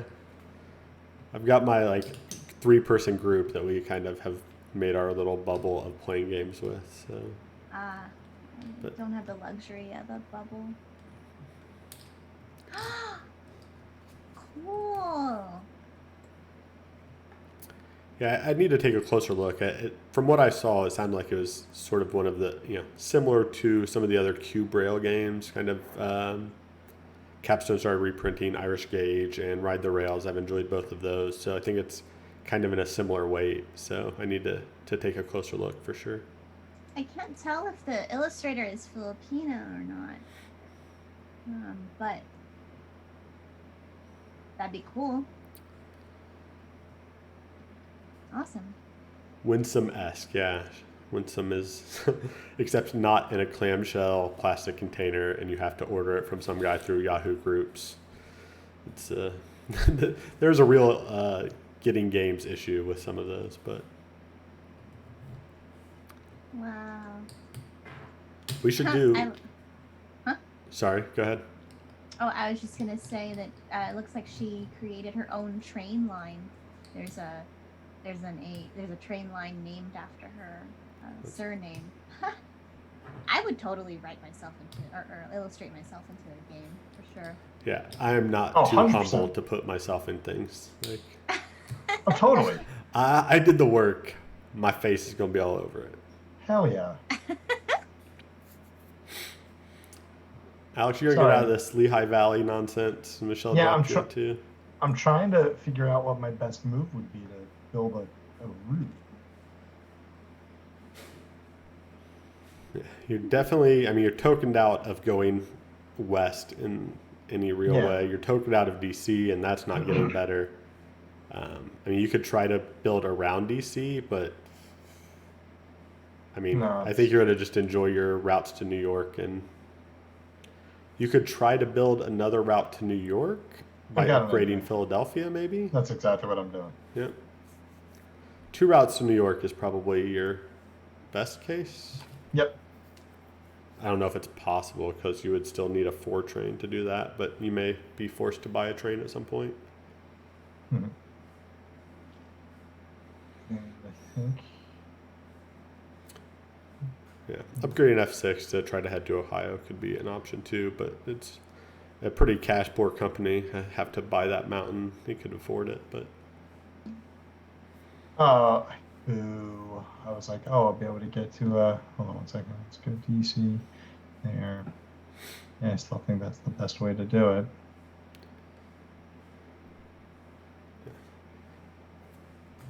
All right, to And the it's BNS. still my turn. I'm sorry, everybody.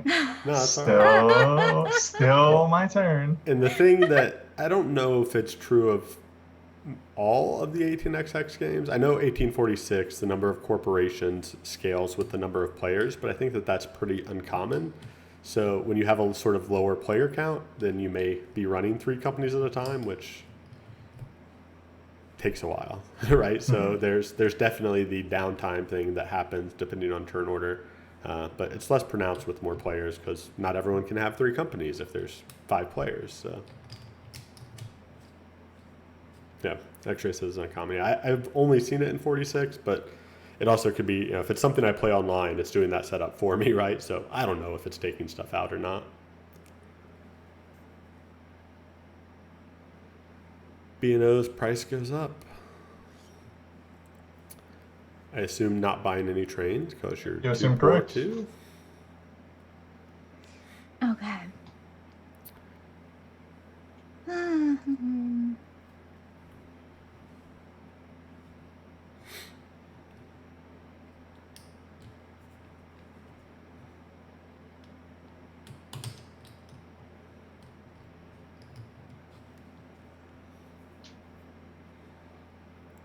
So Michelle's running the SRR, which has a 5 train that it's running somewhere. Oh, to Ohio. Look at that. Ohio and DC. Michelle, Pro Strats, 1 train, $210. There you go. Boom. It's pretty solid. I was trying to figure out how are you going to get to Norfolk, but you're like, no, dude, I'm not about that life. I get it. Is this an upgrade that does anything for me? Ugh, I've tokened myself out of there.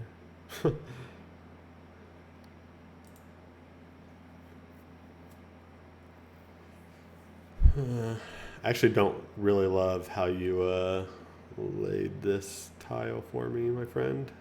What, which one, the Philadelphia? Yeah. Yeah, well. Yeah, well. Yeah, well. Yeah, well. Yeah. Cry about it. Well, I won't cry about it, but I'm not happy. I have a 5 train, so we'll just do this. 1, 2, 3. 1, 2, 3. I'm going to run a 3 train no matter what I do.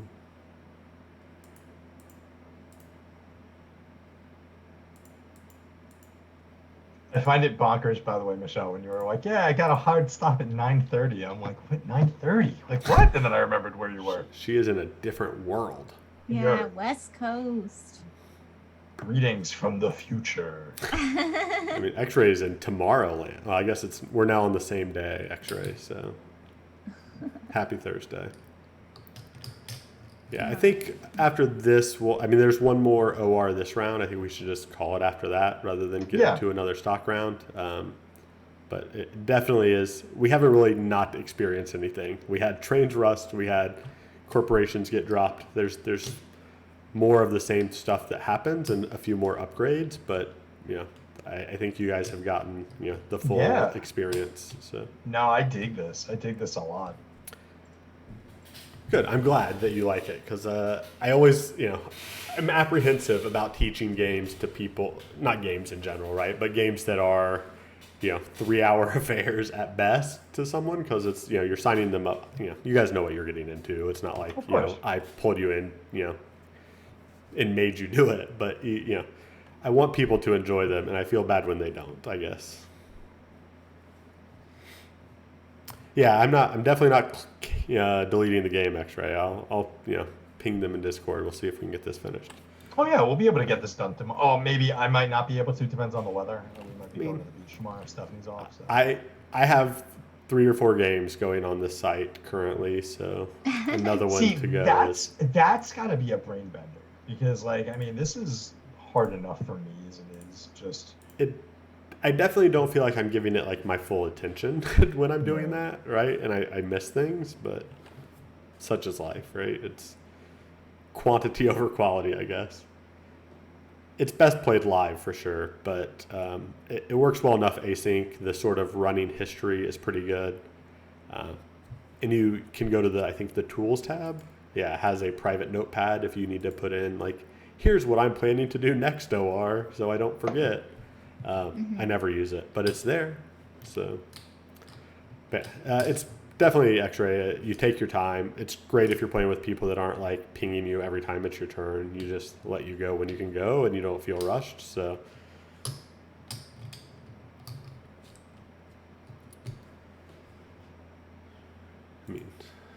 I have, oh, Alex, you caught up. You might be in the actual lead here anyway, so.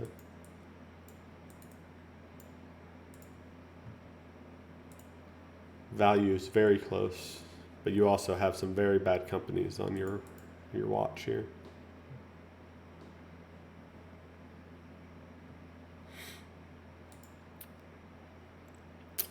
One on D8. So you upgraded Leesburg. That'll help you get some more value.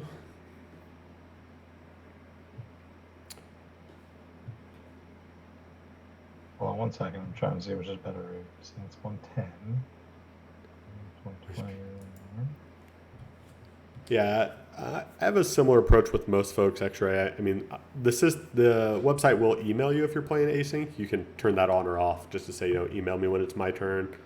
Some of my groups, we ping each other on Discord and just say, you're next. Yeah, we've definitely been there. Know how that goes. Yeah, sometimes I feel bad. Like, I'm pinging you just to let you know, not to force you to take your turn. If you can't take it till tomorrow, no big deal. But, it obviously works well when you have people that, one of the games I'm in with Jack and someone who's in the UK, and I think RJ, who's also in Indiana, or maybe not right now. He moves a bit, so we can move around pretty easily and play with people in weird time zones.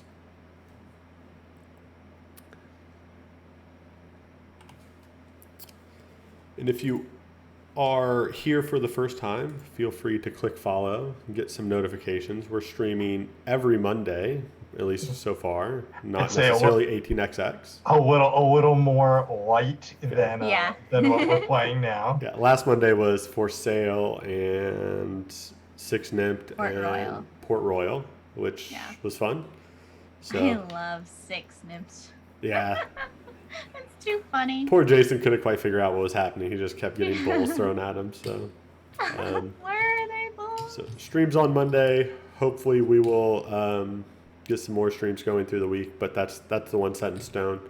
There's 2-player. I think Toss has his 2 players with Toss. Is that how he's labeling it? Yeah, I don't know if he's got a brand going. X-Ray, it's normally 3 to 6 of us. There's a whole sort of rotating cast of characters. So cast of characters? Yeah, that's from one like way. Disneyland? So like I'm pretty sure I'm gonna be on the stream this Monday with my wife. I think I won't be here on Monday. Sad times. I'm doing a podcast with Boards Alive. Yeah, Boards Alive. Yeah. So Monday streams could be any number of folks, and then we normally get at least 1 or 2 other ones in during the week. So, it's hard to plan right now, but we may end up. Maybe I'll convince more people to come play some more 18XX games, or the 3 of us can do it whenever you guys want. I'm down. If you're more for lighthearted silliness, I also stream on the Girls Game Shelf channel. Yes. Michelle is clearly the most superior streamer of the 3 of us. Good night, Ruel. Yeah. Michelle's pro streamer, Alex and I trying to keep up. Yeah, Michelle's got pro strats for streaming.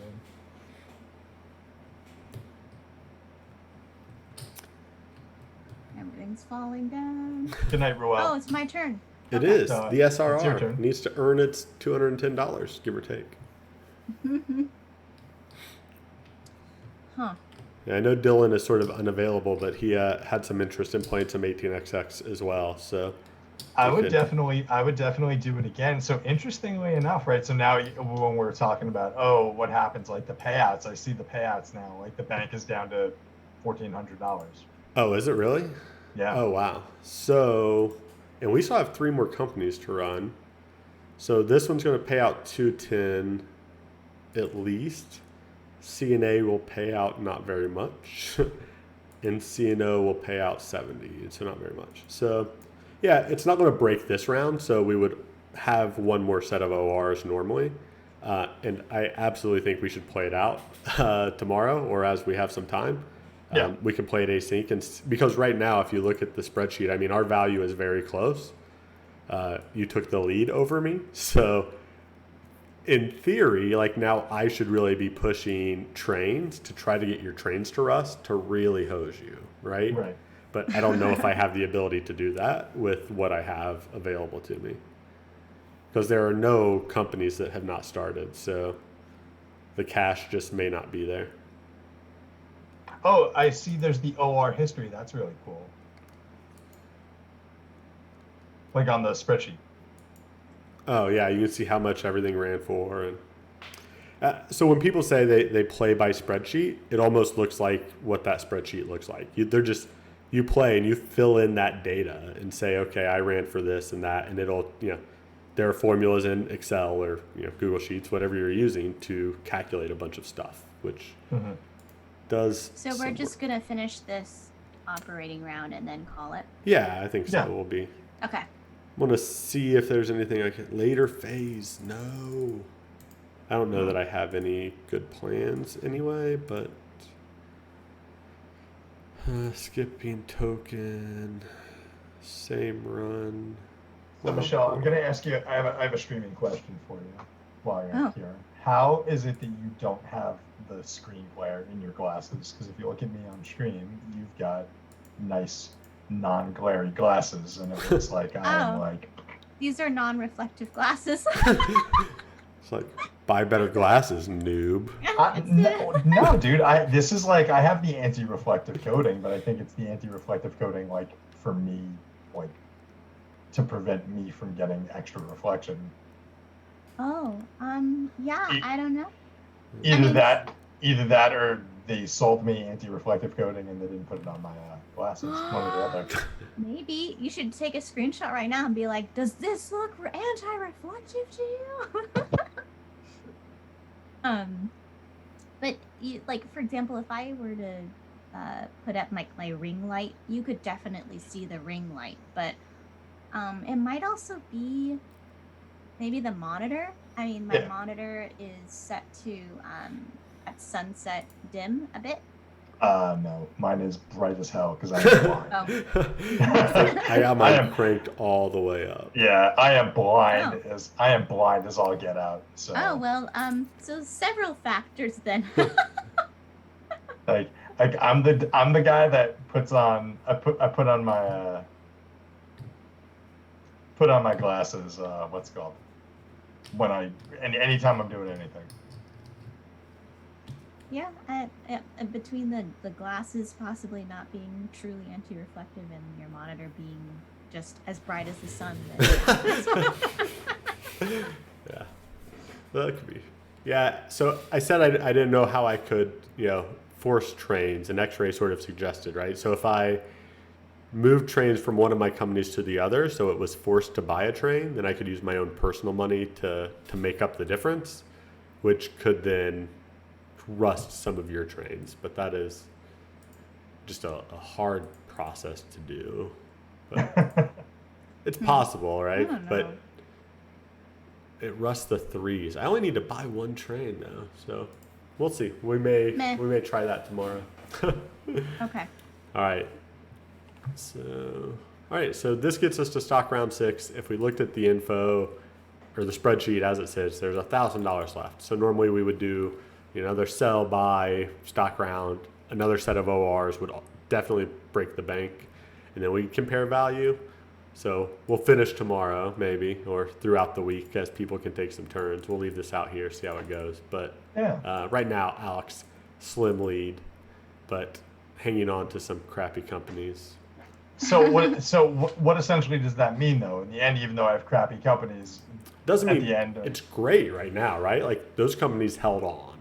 So if you look at the entities and it sort of lines these things up, right?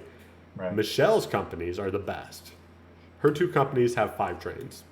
They're going to run and make money for the rest of the game.